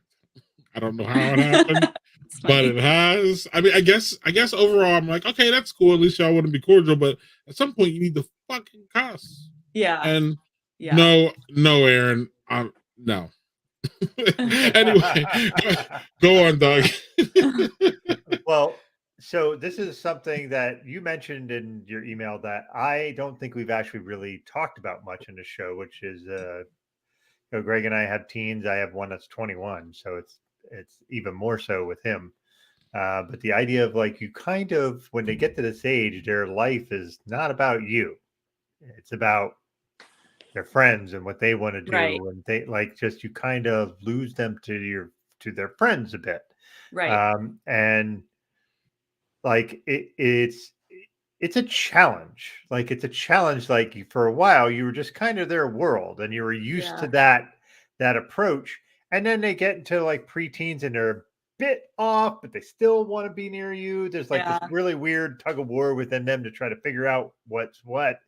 And then like two of my kids are there with their mom most of the time because they live an hour from us, so they're largely there because they want to hang out with their friends. You're right. It's about the friends. So it's just one of these things where it's like I don't see them often. I'm going to see them tomorrow, take them out to dinner. They don't come up to our house all that often. Yeah. And one of my sons is 18. He goes to high school and he works 25 hours a week, which is always on the weekends. So Yeah. like seeing it's hard. So how do you manage that? I'm going to say, how do you manage it? I'm going to say, do you? Because like sometimes that's not easy to manage. Yeah. One of the questions my friends will ask me after the divorce, especially like, don't you miss your kids? I'm like, of course I miss my kids. But it was, I feel like both Scott and me were both losing our kids at the same time because they want to be with their friends more than us. So it kind of just happened to be timing of our divorce. We're losing our kids anyway. So even if we're married, they still don't want to be with their parents anymore. They want to be with their friends. So that's something I had to kind of like deal with.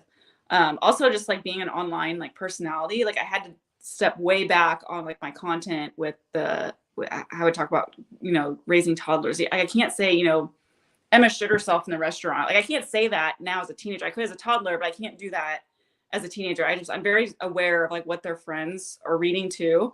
And I will ask them, especially with photos, is this okay to like post? And they growing up how they did with me being like online all the time, they're kind of used to that. I think if I were like start something like right now, I'm like, oh, I'm gonna be this online like influencer, they'd be like, what? Like they would not want anything to do with that. So I think just that how they were raised are kind of used to this, like not limelight, but like used to me talking about it openly to the public.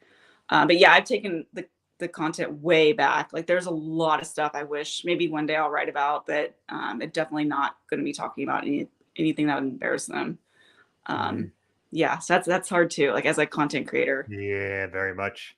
I used to write quite a bit about my kids, and You take it, it's like just lines, like you just stop writing about them, like you can't. Yeah, I did.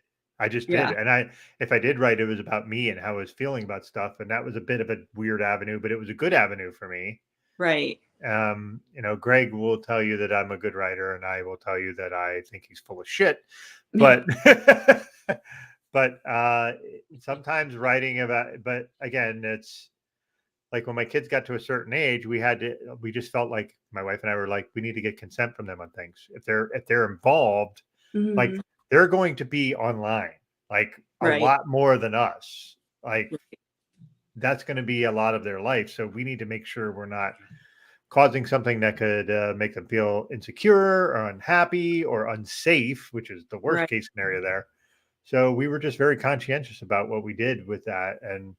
But through that, it's the idea of like, what do you do when your kids don't quote unquote need you? Yes, they need you because they have no money. Right. So they still need you in that capacity. And let me tell you, I spend money. That's right. Sure. But it's a weird kind of middle road where you're like, I need money, but I also don't want to be anywhere near you sometimes. And now that's not all the time. My kids are very affectionate. I'm very lucky like that. And I'm a very affectionate person. So it's great. Like they see me, they give me hugs. They tell me they love me like that.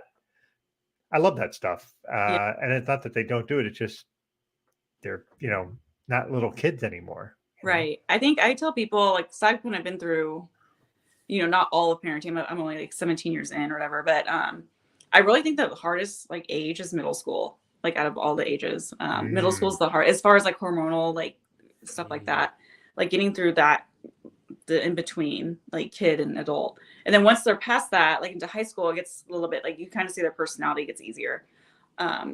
It's always like changing on which kid is easier, I guess, to do. It's like right now I feel like Emma's really easy to handle and Kate is not because she's in middle school. But I just know that she's got to get through middle school and then she'll be on the other side of that. And then once they're in high school, they're still hard, there's challenges. But as far as like hormonally, they kind of simmer down. Like the drama is not as drama-y. That's how and I even remember growing up, like, so I can remember middle school, everyone can. And like middle school was so much harder than high school. And college was like easier than in high school too, but like I just feel like middle school is like the worst. And like just looking back at your own life, like it sucks. Like glasses, braces, acne, like weird growth spurts. Like it's hard. It's hard being the parent of that too. Like I'm learning with my kids. Yeah, I definitely think high school is kind of like you're over the hump. It gets easier. Yeah, Julie, I think it's awesome that you are. I also think it's awesome. I think it's really awesome. Doug did too. When parents are respectful of what their kids want. I went through this. Now we're talking almost like 10 years ago, where my boys were like, and they weren't teenagers at all. They were just like middle-aged kids, middle school kids, and they were like, I took a picture, and they're like, the youngest goes, "Is that going on Facebook?" And I was like, "Yeah." He's like, "Why?" "I don't want to go on Facebook." I was like, "Oh, okay. This makes it real easy." Yeah. I'll stop. I'm still going to take pictures of you, but if I put it on Facebook, I'm going to tell y'all, or I'm going to say, "Hey, this is going on Facebook." So then, since then, that just really gave me an out to not post anything. It's really what it did. It really, really, truly did. And then I still had all these pictures, but I don't have them that way. And I even asked them now to this day, 19 and 17, is this cool to put out there? And sometimes they'll come around and look at the picture and be like, yeah, that's cool. And I think that is really important, especially, as I was telling my kids, I was like, look, y'all grew up with the internet. Y'all grew up with Netflix being established, Google. We came up with that. So we had to learn and navigate what the hell is going on. So like, as parents, we are more prone to probably making mistakes with this than y'all are. And one of the mistakes I didn't make was ignore them when they told me that. So hopefully this is something that they will at least remember, that I respected their right for online, because they don't really, either one of them, 19 and 17, they really don't have an online presence at all. And that's what they want.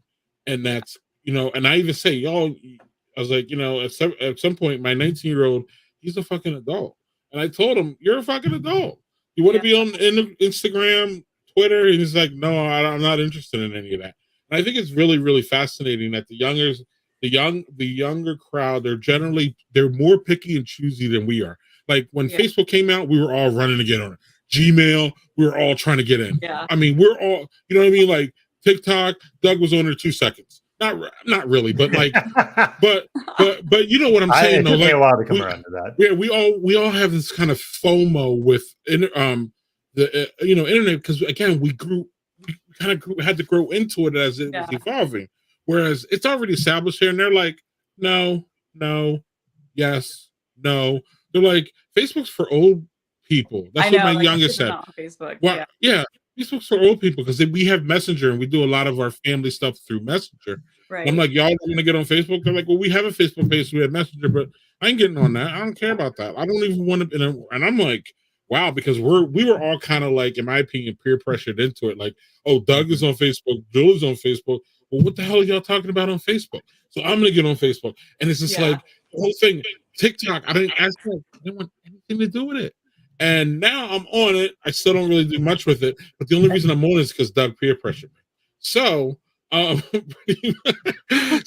it's just really interesting that they look at it differently. Do your girls look at it differently? Yeah, they definitely have an opinion on what goes on and what goes off. And sometimes I think I posted Emma's prom pictures or something. Like people forget, like, oh my gosh, look how big they are now, because they don't realize I talk about my kids a lot, but they don't ever see them because my kids don't want me to put them out there, so I won't. But when I do, people are shocked, like, oh my gosh, they're huge now. Like it's just I think people just assume what they look like in their mind. I don't know. But yeah, you definitely have to take that step back, because you have to respect they're consenting adult, they have to give you consent now. I'm not sure when that line is, probably middle school. I guess when they know what the internet is, maybe what they I don't know. Yeah, it is a weird, you do have to get consent. And I feel like, any parent who's a parent of a teenager will know that. Cause you'll hear, it's not about them. It's what their friends see, or their friends' parents see. So that's what they're concerned. You have to think about that, not really, it's not really about the kids, about their friends, and that's how they see their world, is through their friends' eyes. Yeah. That's really interesting. The parents that are respecting their kids all the time. Yeah, poor Aaron. And Russell chimes in here. Oh, yeah. Oh, look at that. Look at that. Yeah, they did. Yeah, Russell, I'm with you. Those VR games and the heights, totally with you, bro. Totally. I'm always fascinated seeing people do the VR stuff, and then they do stuff where they hurt themselves, or they swing at something and fall over. And I'm like, that's why I'm not doing that shit. I'm barely able to stand on my own without doing that stuff. So yeah, I'm not gonna do that. Downloaded the golf game, PGA golf or whatever, and he'll take the little thing, he'll just be with this thing on, just swinging away. I'm like, oh my gosh, he's gonna hit a wall one day. Whack. He doesn't even actually have a club in his hand. I know, right? No, he doesn't. This brick wall, yeah. Yeah. No, or where they put Doug, you probably seen the one where they literally strap grandma up with the VR and she's just freaking out. I don't know if you've ever seen that, where she's like, get this off of me. And it's lady, you could just literally just do pull this it right off your head. Right. She's like, get this off of me. Y'all driving me crazy. Lady, just take it off. Yeah. But you get so fully immersed in it. I know It's just freaky. crazy. Yeah, it is. And what's not creepy is what Doug has for his third, I think. Or maybe it is So, creepy. so you were talking about skinny cans, Greg. I got a skinny can right here. We're hitting the themes tonight, bro. Yeah. So this is from 903. This is American Pastry in There we London. go. Now, There we this go. is so Julie. He was talking about me getting shit with beers with a million adjuncts in it, like different things. This is peanut butter, chocolate, toffee, and graham cracker flavored stout. Oh my god! And it's 13 and it's 13% ABV, so it's very high. I think I beat you though. This one, let me see. Raspberry vanilla. Nah, you got me. Raspberry vanilla, graham cracker, and cheesecake. Maybe that's 4.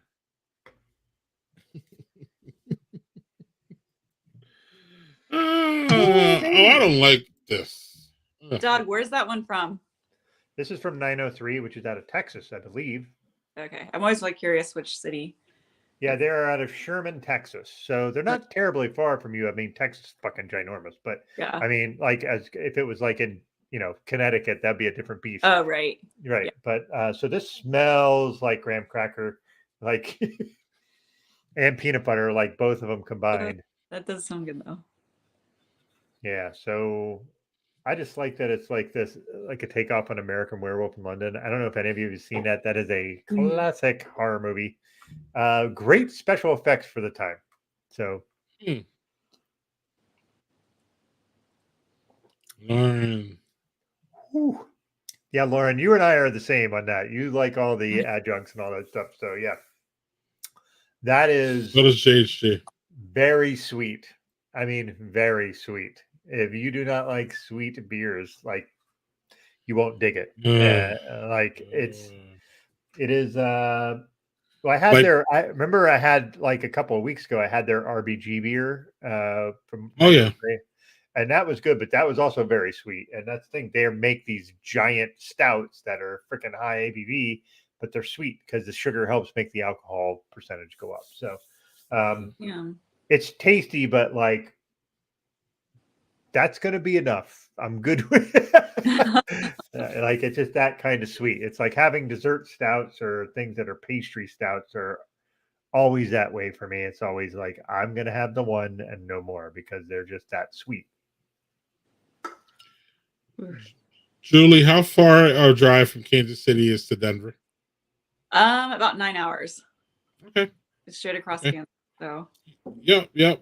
I just wanted people to kind of get that perspective as far as how close you are to the Rocky Mountains, but kind of how far you are too. Yeah, so Kansas is really big.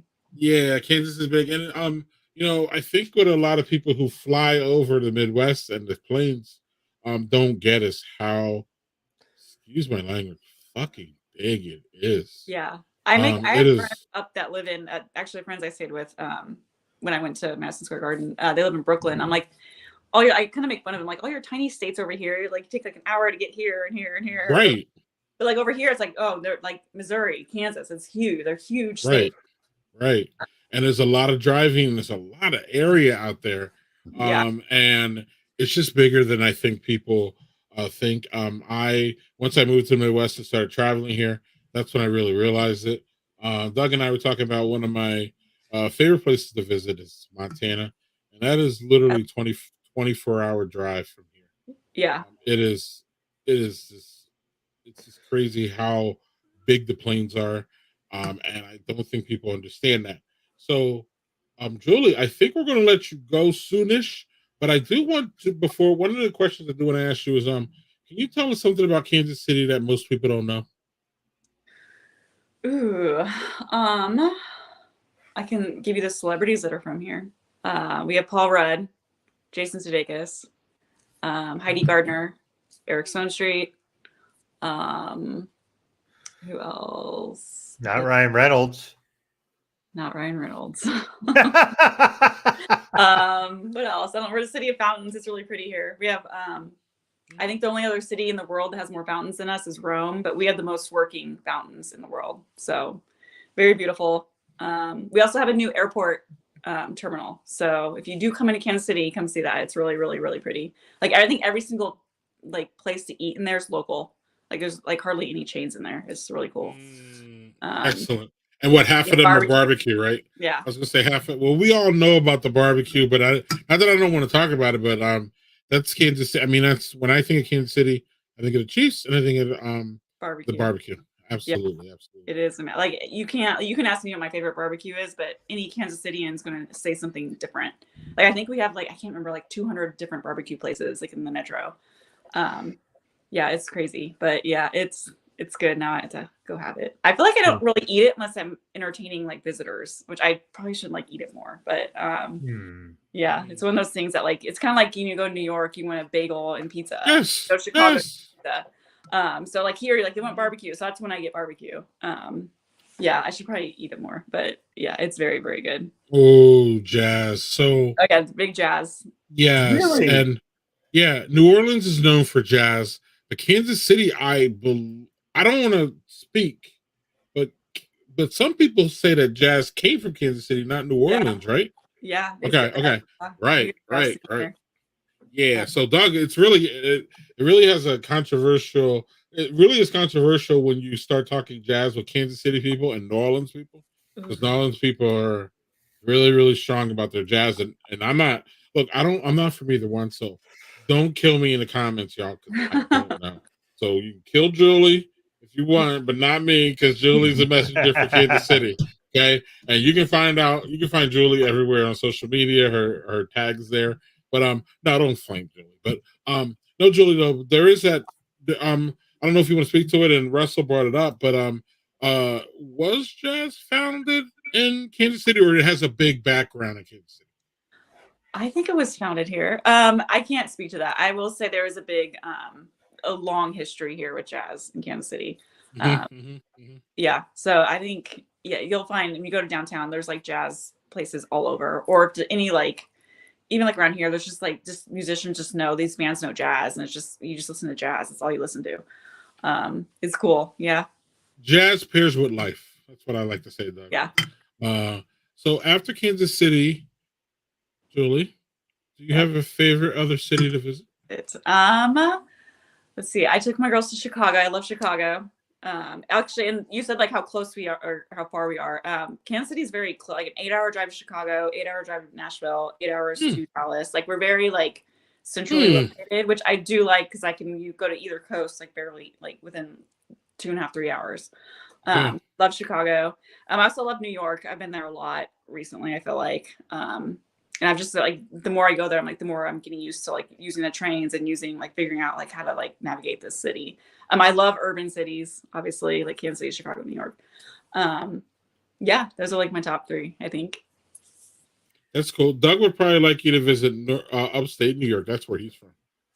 Yeah, although if you like urban cities, it's probably not where you want to go. Actually, I think Russ is going there for a guy's trip. He's going golfing up there, I think, this summer. So he'll be up there. But yeah.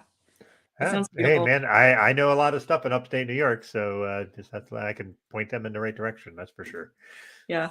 Especially for if they're coming up and they want to drink wine, the Finger Lakes are up here, and there are shit tons of wineries there. So. Oh yeah, Russ will be all about that. And a few breweries. We can get your IPAs in, Julie. I know. Yeah. Okay. Plenty of breweries. Russell says mob history, railroad history, stagecoach. Yeah, there's a lot here that like most people just don't know. Yeah, I'm sure the draft will be talking about all that. I will make sure they will actually make sure on social media. So yes, that's going to be exciting. So yeah, I'm excited to show up Kansas City. Yeah. So what do we do to follow you as far as the draft goes? All your media. If we'll see it there. KSU Julie. I'm sure we're posting everywhere. Follow NFL draft. Visit KC. Yeah, it'll be fun. It sounds like a whole bunch of fun, and so outside of football, do you delve into one of the things you sent us is that it seems like you're excited for the World Cup in a couple of years. Yeah, 2026. We are one of the World Cup cities here. So you're a soccer lady? I'm gonna get into it. Okay. I mean, I will. But yeah, I feel like this is gonna I feel like the draft is putting us on the map like locally, but like I feel like in 2026 this is gonna be like worldwide. Like Kansas City is gonna, like blow up. That is a whole different level of stuff I you're going know. to experience there, because soccer fans are very, very, very involved. Yeah, and we do have, we have Sporting KC, and then we have the Current, which is the women's soccer, and the women's soccer with Brittany Mahomes. They're building a whole stadium. It's like the first stadium built for a women's soccer, professional soccer. So very cool to see. It's not open yet, but I'm excited to go see them too. Yeah, and I don't think Doug knows, but I definitely know for sure. Kansas City has a rich history of soccer. Really, y'all show out, especially for the United States men's team. Y'all feel that. What is that one area where all of y'all just pack in, and y'all like have these big, huge listening parties for USM, For the like US Power men? and Light. Yeah, Downtown. and it's Yeah. crazy. And it's out of control. And Yeah. y'all are big. I mean, Sporting Kansas City hasn't been good for a little bit, but y'all still come out and sell that place out. Yeah. So y'all really are y'all are It not is a soccer fame. town. I personally, I need to be better about that. But I will say Kansas City is a huge soccer town. Right, but one of the things I think y'all don't get credit for is that like y'all are really you're really, you, because you even said like, there's some bandwagoners with KC, but y'all filled that stadium when y'all sucked for all those years too. So Right. y'all just Yeah. not y'all are right, y'all are diehards about your team whether they suck or not, and you're probably even more dieharder when they do suck about screaming about how they suck and Yeah. like and demanding like things get better and all that, and like The Royals that right now suck. I'm like, oh my right god, I'm still gonna buy a ticket, but the right. tickets are cheap. But that's a part of fandom is like not Yeah. taking the shit when you're shitty and be like, look, Yeah.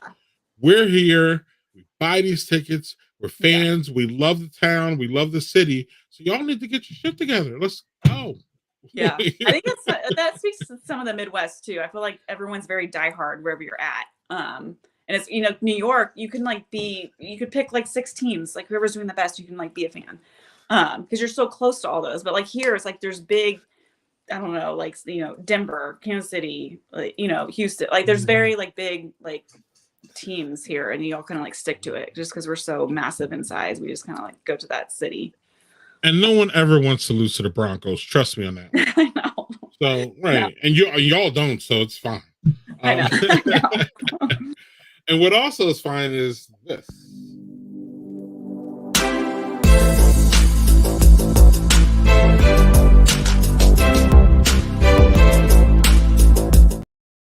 So, Julie, before we get to all this, I do have to say, and I do have to recommend and ask also, if you've ever seen the silliness on Netflix known as Love is Blind. Have you ever seen that nonsense? I've seen a couple episodes, but Russ actually watches it religiously. Like he's obsessed with it. See, Russ is my guy. Russ is our guy. We gotta cut. We're gonna. If I ever get to KFC, we're absolutely gonna hang out, and get some wine and some IPAs and some barbecue. So yes, y'all gonna take me to a good barbecue place.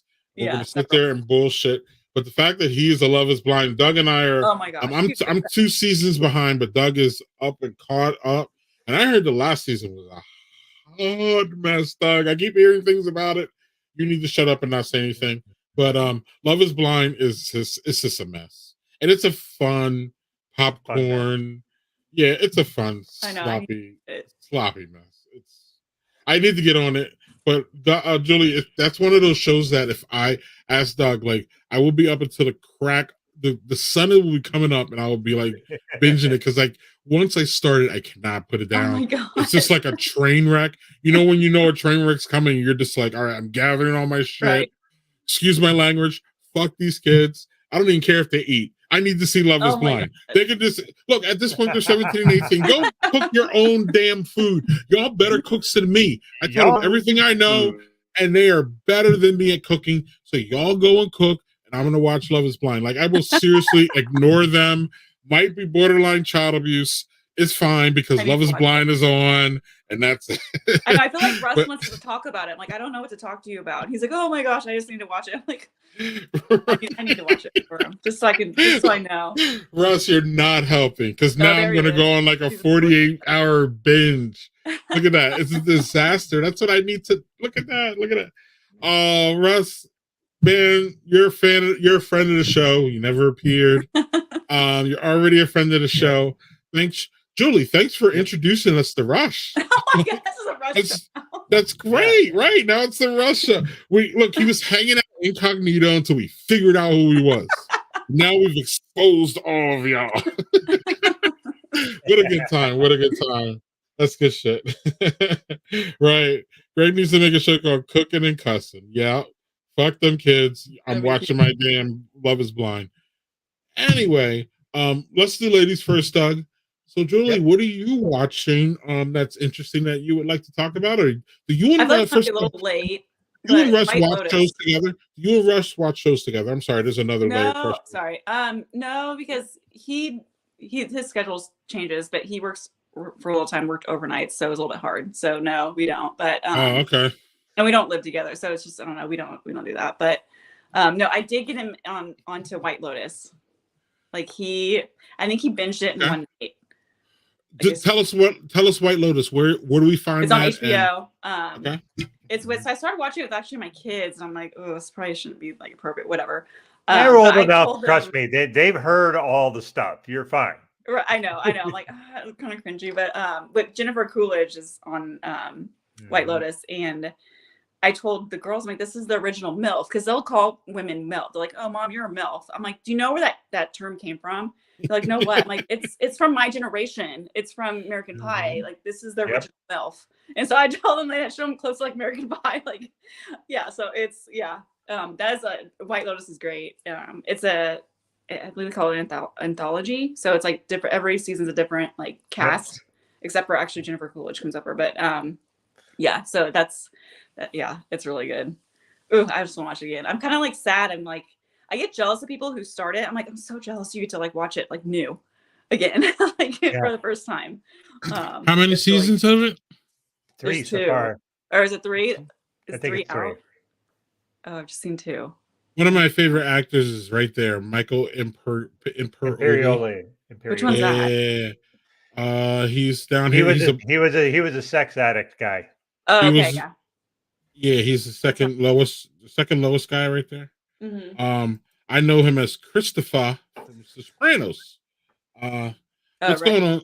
Yeah, he's great in that. Yeah. But I haven't seen him since. But he's great. He's a good actor from what I know.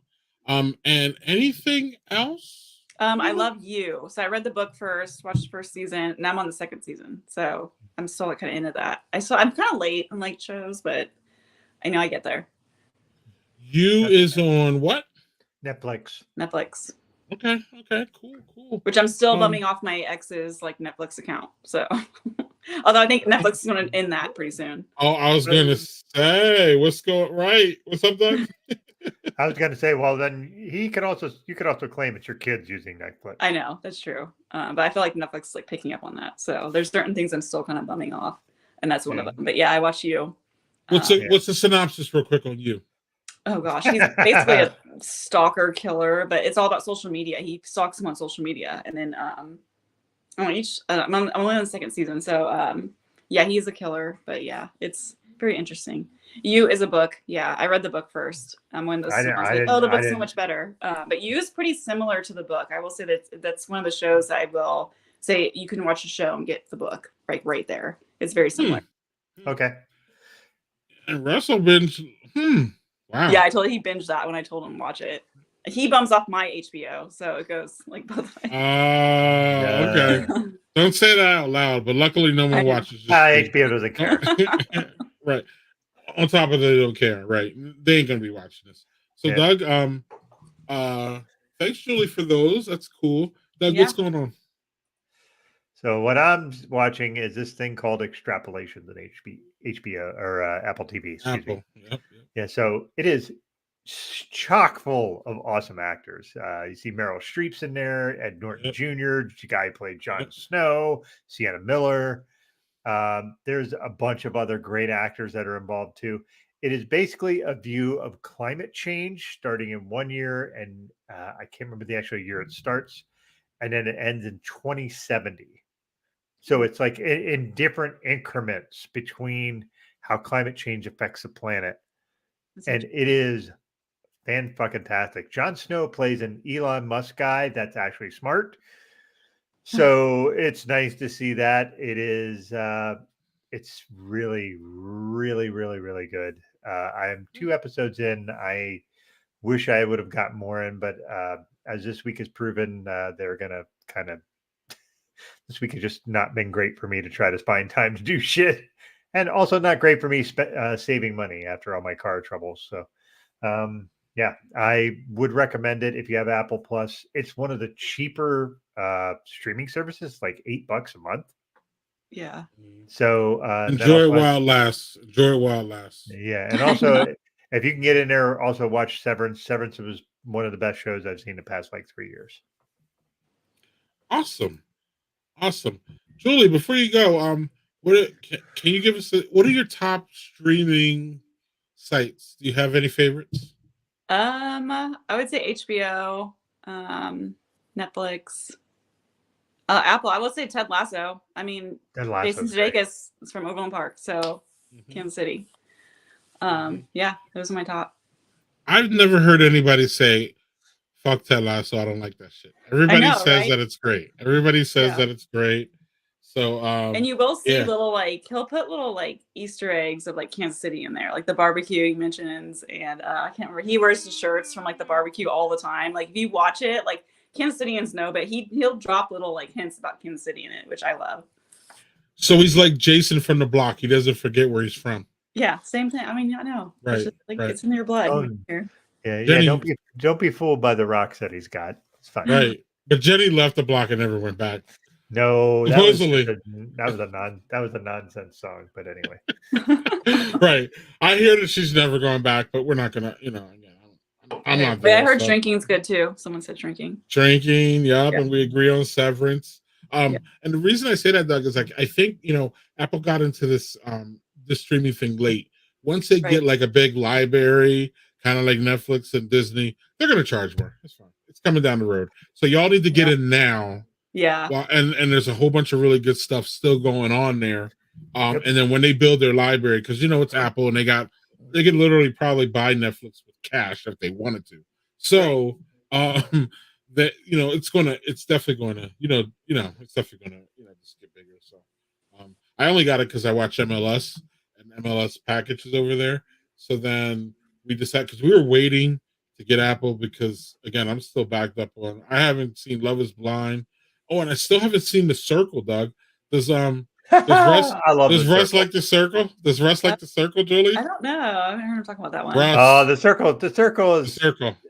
Russ, there's less stakes and it's a lot more silly. Yeah, it's really, really dumb, Russ. And it'd be cool for you. I don't know what kind of work you do, but if you're able to binge at work, The Circle would be perfect for you, bro, because it's just a brainless thing. It's fluff. It's fluff. Yeah. It's brainless. But again, that season with the Spice Girls, man, that shit was fun as hell, dog. And I didn't think. I know Julie's laughing, but I didn't think I would like the Spice Girls like that. But they're down to earth and fun, and they were they felt like two of my sisters, Doug. It was really great. Oh, Russ. Come on, bro. I'm gonna tell you, if you like Love Is Blind, it's not romance. It's not romance. It's like Big Brother and Survivor if you kind of mash them together without being out in the elements thing.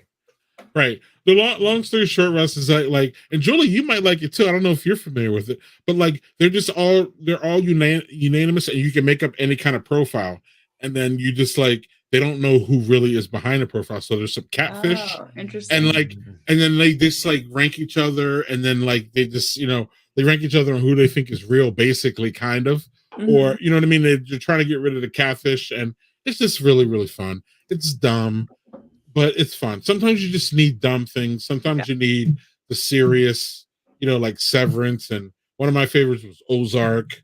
Love Ozark. Oh, love it.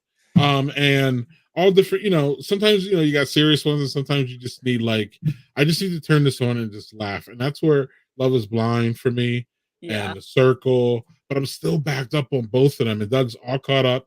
He's been a good friend, but not saying shit. Because at some point, the spoilers come in, Julie, and I'm awful. I will spoil it and not even know. I'm oh shit, sorry. Oh, look, We'll see. Russ, you should be, man. Go check it out. Netflix. I think there's what 5 seasons now, Doug, or is it 6? For the circle, Yeah. I think there's 3 or 4 seasons, but there's also Love Is Blind Brazil, Love Is Blind Japan. Oh There's my a- God. I the heard Brazil, about I'm going to tell you, the Brazil one's the best one I've seen. Michelle. because- Like, They Oh, don't I'm give sorry. 2 fucks. They don't give 2 fucks if people are catfishing. They don't care. It's funny because what you get is like in the US version, it's all about the catfishing. And then there was one in France, and there was a guy who was the ultimate catfish. He was superb at it and made one of the other guys fall in love with him on the show. well, wait. You mean this? You mean the circle, right? The circle has. Okay, Yeah. I think you said Love Is Blind. Yeah, he said No, I love. just want- yeah, Sorry, yeah, I meant the circle. I meant the circle. yeah. So the circle has different iterations in different countries. is what you're Sure. saying. And I haven't watched the Japan one. The Japan one would be really interesting just for how formal their culture is. Mhm. Yeah. I wonder how that works, but yeah. And then also for the record, and just not to correct Doug, but to make sure, Love Is Blind also has different iterations for different countries too. So that's why I had to make sure, Doug, that you got that right. Yeah, But I also wanted to make sure, no worries. But like, I wanted to make sure that everybody knows there's 2 iterations of both. So if y'all really like that, y'all can, and then, there's a translation at the bottom. But yeah, Julie, get a Circle KC going. Lauren, I love Oh the my way God. you think. But Lauren, they have to see it first. So I know. too. that would be awesome. Russell is intrigued, so I'm hoping we get good feedback. Russell, I'm gonna follow. I don't follow people on TikTok, but I'm gonna follow you. And then you just went where we couldn't hear you, Greg. I know. I'm like, did my thing go out again? Nope, still blank. No voice. Sorry, Greg. No. Yeah, I heard you cussing out the audio, so nothing. Sorry, man. Yeah, I think that just is Out. yeah. Oh. There we go. Cool. Try it again. Oh, There you're we go. gone. Got you. Cool. Yeah. Russ, when we get to Kansas City, or if y'all ever make it to Madison, Wisconsin, please look me up. Out even Milwaukee, I'll come an hour to meet y'all. It'll be great. It'll be great. I used all my words. I wish, Lauren. I wish. I sometimes we just need dumb things. Is why we love you too, Aaron. And Aaron, man. we're right about that. Sometimes He's you do right, need he's dumb right, things. He's right. He's right. Right. That's why we're here. Right. So, Julie, unless Doug has anything more, I think we're going to let you go. Okay. We as Doug said in our private chat that Doug, she didn't meet Zach today. She got lucky. Oh, you really lucked out. Zach Rosenberg wasn't involved, and that is Right. He's a commenter and he makes obscene, sometimes Oh, jeez. very unruly jokes. Yeah. And but we love him though, and he's great. But he heckles us and he keeps us on our toes. But he wasn't here tonight, so you lucked up, Julie. But we do have we will be having beers after this, at least a little bit. So we invite you to talk, to stay with us so we can talk off the record. And that's when we really ask the personal pointed questions. Actually, I have a personal pointed question before we go. Here's our chance, Doug, to shame our guest. oh boy. You better get this right, Julie, or No. right. I don't know No what's pressure. gonna happen if No you don't get pressure. this right. So I'm going to put up a picture and you're gonna tell me I need 2 ingredients that you're gonna put on this thing, okay? Julie, please get this right. Okay. What do you put on this, Julie? You're at the Kansas City game, and maybe you don't like hot dogs, maybe it's a brat, but what do you put on your hot dog, Julie? Mustard and jalapenos. Wow. Okay. Am I right? Okay. That's fine. That works. Okay. I hate ketchup. Okay, if you were going to say ketchup, then we would have just I probably hate dropped ketchup. your ass off the broadcast. Hey, you haven't dropped me off there, and ketchup is a required ingredient with For required what? topping for that. For Ketchup and this? mustard. Ketchup No, and mustard mustard, and yes. jalapenos. Doug, what are you, a toddler? Yes. I know. That's like I can't. What? Listen. I can get down with the mustard on a hot dog only, and not the ketchup. The jalapenos would have me having heartburn for 5 years. So That's not a thing. I that love could do. spicy. Mm. Jalapenos. I've never had jalapenos. Well, on hey, a- hey, Julie. They serve Julie, them at Kauffman Stadium. So when you come to Kansas City, watch Royals. We also Jalapenos. that's part of your freaking heritage that you got the spicy thing. I'm fucking pasty white guy from Europe, so I don't get all the thing. Okay, but Julie, go on, Doug. Yeah, I'm half Yeah. Mexican, so it is in my blood. yeah, so I am jealous of that. I can eat some spicy food, not like that. Jalapenos are not for me. So, but I agree with the Ketchup. mustard. But Ketchup. what kind of mustard? There's also the mustard question because the mustard could be 50 different types depending on. It doesn't hot dog. matter as long I mean, as I it's just not went fucking yellow. I mean, I like it all, but my first thought was the yellow. ketchup. Come on, Doug. No. You're better than that shit. No, I'm not. No, I'm not above that. Not at all. The right answer is mustard and onions, motherfuckers. Oh, I like onions. I can do that. I can have mustard and onions as long as I have ketchup too. See, the problem is, Julie, I can drop Doug from the broadcast, but unfortunately, Doug has the ability to bring himself back out. Right. And look, I can keep doing it, but he keeps popping back up, and I just don't. I have no way to stop him. And yeah. Both learn if you're doing it right. Either one works as long as there's no damn ketchup. Yeah, I love onions. I could do both of those. I love it. Russell, again, yeah. my man. Oh, you're one of those people, those Chicago. Yeah, style. yes, yeah. And look, Julie's not against it because she likes to put jalapenos. I like that long, like pepper that they put on Doug. Yeah. No fucking ketchup. Yeah. Fucking beautiful. It's beautiful. Right. Ketchup is the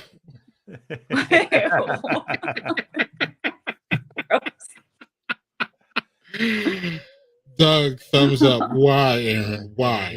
No. Well, Aaron. no. He was making fun of the idea of instead of doing the middle finger when you drive, doing the thumbs up. Oh yeah. Do the 2 thumbs up. That is so passive aggressive. That is I know. wonderful. She's a bitch. Right. All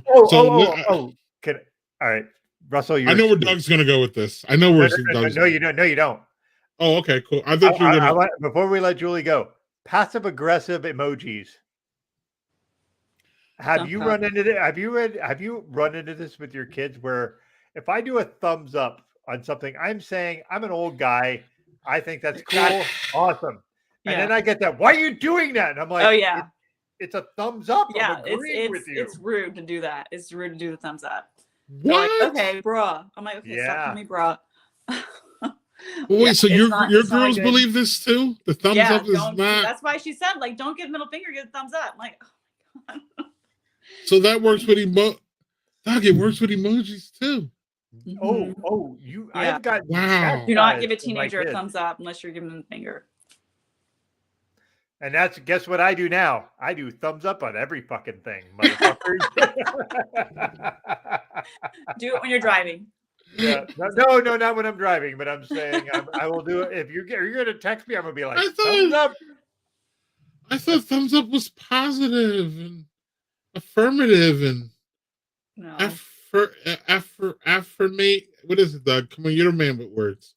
Affirmative and supportive and it's affirmation. You're being like, I agree. Yeah, affirmation. That's great, cool. Right. Russell, I can't say the word bro when it comes to my daughter. Yeah. Like someone wrote the meme, it's like you go from like mama to mommy to mom to bruh. Like right. Bruh, you know you're in trouble, right? Is that one of those like bruh? Know you're in trouble. Okay. Wow. We got old quick, didn't we, Julie? I know. Yikes. I've been old for a while, by the way. I have an AA card, so yeah. Right. Julie's not that old, but she probably feels old because her kids are making her feel old. Damn it. Yeah. Jesus. Well, as I said, and who said it? Was it Cedric the Entertainer? Fuck them kids. Who said that? Whoever said that was right, and I will stick to that. Fuck. Yeah, I had someone tell me they use the term ratty ass kids for that term. Right. Yeah. Right. It's great though when they get older, Julie. The things that you like would murmur under your breath, now you can just say. It's great. Yeah. Oh, wait, And- Emma said like what did she say? Like she's like, I can't wait to tell you all the stuff I did in high school behind your back. I'm like, what are you saying right now? Like seriously? Like what are you doing? you want me to ground you now? Because I can do that right now. I just can't wait to tell you all the stuff I did. Give me your keys You're and your seriously license, 17. Like, what are you motherfucker. doing? Right. Well, this is what I told. This is what I told my oldest, who's 19. I said, if I cuss at you or say anything, it's not child abuse because you're no longer a child. Right. That. Yeah. Right. Yeah. Right. So, child abuse. Bye. CPS. Can't call anymore. Now, go starve and leave me alone so I can watch my Love Is Blind. Damn it. Okay. Leave me the hell alone. Anyway, Julie, one thing we don't want you to do is leave us the hell alone because we really enjoyed your appearance here. Yeah, thank you for having me. And I want to thank Doug for introducing me to you because you were not on my radar until Doug put you on my radar. So thank you. Awesome. And now I have a friend. I have another friend here in KC now. So this is great. Russ, my man. We get along. We like the same now we have foods. now we have to have Russ on. I know. Yes. Yes. Oh, we do. I mean, we do. We definitely do. He can teach us. He can teach us. fan club now. Look at this. This is wonderful. I love it. You're a package. That's fine. Yep. Welcome to the crazy, Julie. Welcome. Yep. We followed you. We followed Russ too. Followed you before Russ. Yeah. Look at that. And if you and Russ ever argue, you go, "Hey, Daniel Fisher followed me before you, motherfucker!" Like, right. He's a ref, and maybe we can manage. I don't. Yeah. I don't know. Probably learn, but when Zach's here, it just goes off the rails. So, Julie, you're welcome to. We're just going to wrap up here. You're welcome to stay in the green room if you want. Unfortunately, we don't have any snacks. Okay. Doug is cheap because he has to buy his car thing is really bad. We used to have snacks, but Doug can't afford it this week. Doug usually brings the snacks, but it's not going to happen this week. But but if you would like to stick around, that's great. If you can't, we just want to thank you for gracing our presence and making our stream a hell of a lot better than if it was Doug and I. Just thank you for asking me. And thank you, and enjoy your next week with the draft, and enjoy everybody coming after your team this year because y'all just won the championship. We're all coming for you, so y'all better be ready. Patty better get that ankle ready. I know. Even though apparently, breaking his ankle did not work or stop him from winning anything. So I don't know. We're gonna have to break both of them next year or something. We got to do something. They're just too good. So no, I mean, I don't want any ill will or injury to happen to him. But I just don't. Someone needs to stop this. Sorry, Julie. We got to do it. We got to make Kansas City Chiefs the Sporting KC. Now we got to make them like. We got to make y'all pay. Y'all won all these championships. Look at Travis Kelce.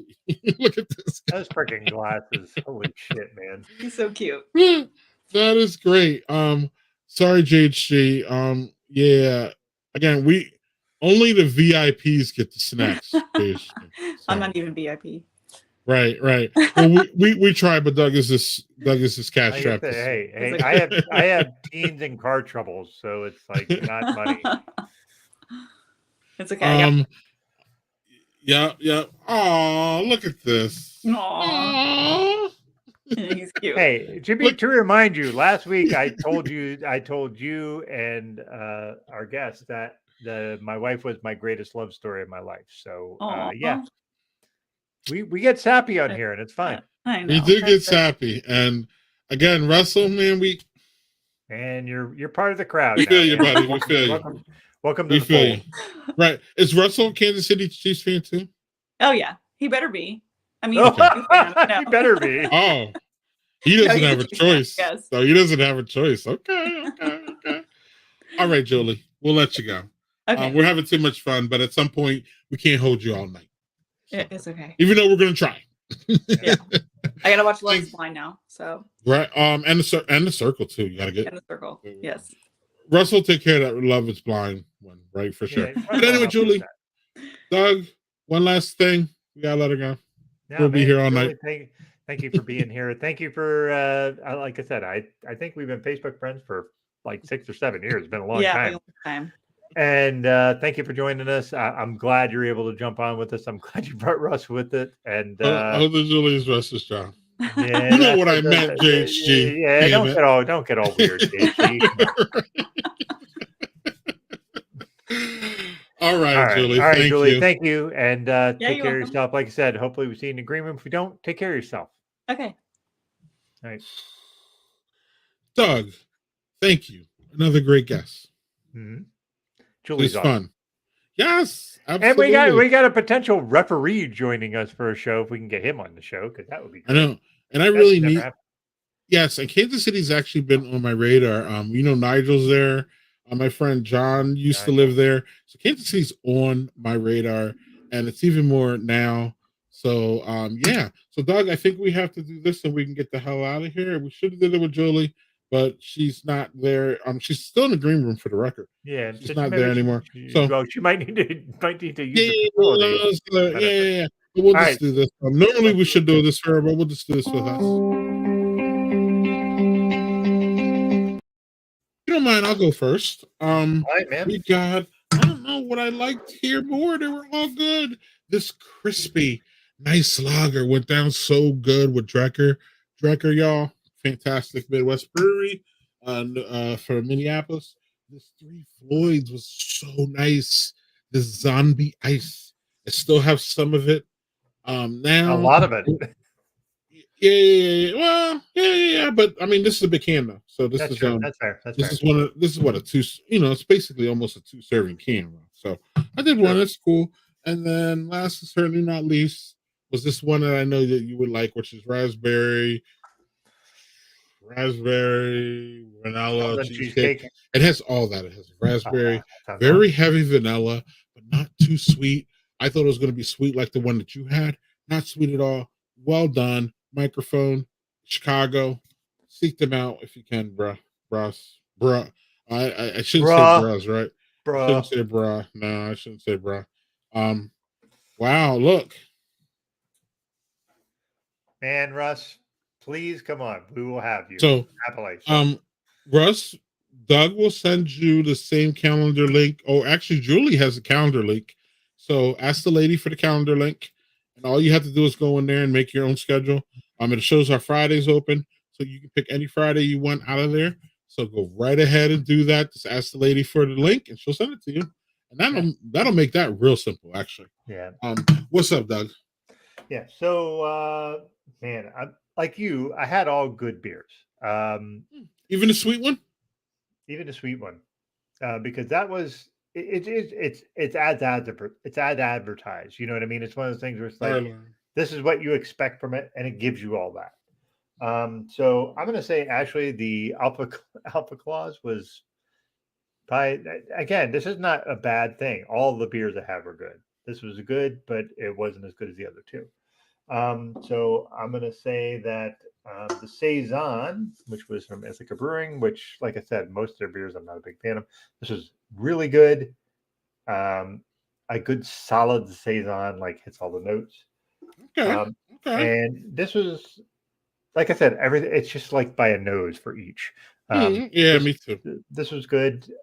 Really sweet, but like one of them's plenty, but good in one beer. And it's only 12 ounces, even in that skinny can.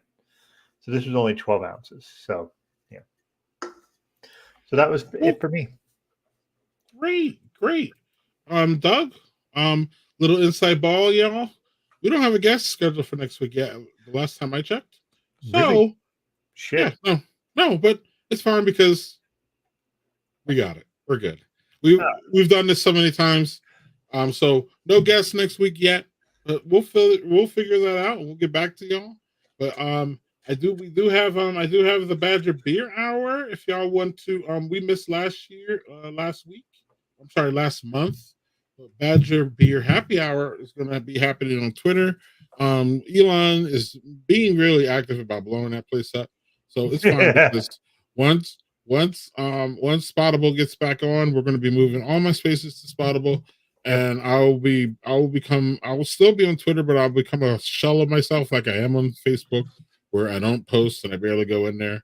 The only reason I go on Facebook is because I have a Facebook group, and I love y'all people in there. And Julie says she can give us some guest suggestions. Great. Let's talk about that. Let's go. Let's go. Let's see here. We'll do, maybe we both can be on. I'm cool. I'm cool. I'm gonna go on the schedule for next week. It's Seriously, open. we'd be down. It's open. So get in there before anybody else gets in there. Whoever gets in there, we sent the invite to a bunch of people, so someone might jump in. So as soon as you get the link, and you hit it, it could be yours. So that'd be great. That'd be great. He's a rocket man. I don't know what those. Elton John.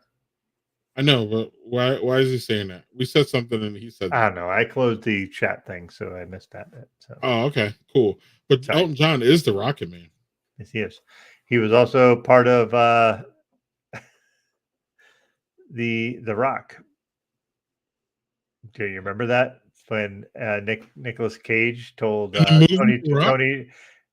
Nicolas Cage was trying to disable the rockets in the Rock, and Tony Terry was the guy who played the Candyman was in there. He goes, "I don't like soft ass shit," and then Nicolas Cage sent him into the bay with a rocket. Yeah, Rocket Man. It's you. You're the Rocket Man. So yes, it was Elon SpaceX reference. Yeah, well, fuck Elon. Yes. Or the prom queen. Yes. Oh man. Goddamn, that movie's great. I'm here for the Elon slander, but I'm not here for the SpaceX slander. So it's a rough subject for me. Yeah, but that's right. That's just my space geekery coming out. But here's another part of my geekery. The ending credits. We want to thank y'all. We want to thank Julie once again. We want to thank Russ for joining us. Yeah. We want to thank Daniel Fisher, Lauren, JHG. Who else is in the comments? Aaron, in there. Manny, Aaron. Love all y'all. Y'all make it great. Shout out to Zach, who was not here today. He's probably busy because he loves the Flamus. So he had to be doing something. And so on that note, Doug, we'll see y'all next week with a guest that we don't know about. It could be Russell. It could be Julie and Russell. It could be none of them. It could be a hot dog. Who knows? But I know most of y'all will be here. So we want to thank y'all for that. And on that note, we're going to hit this. Cheers, y'all. Cheers, folks.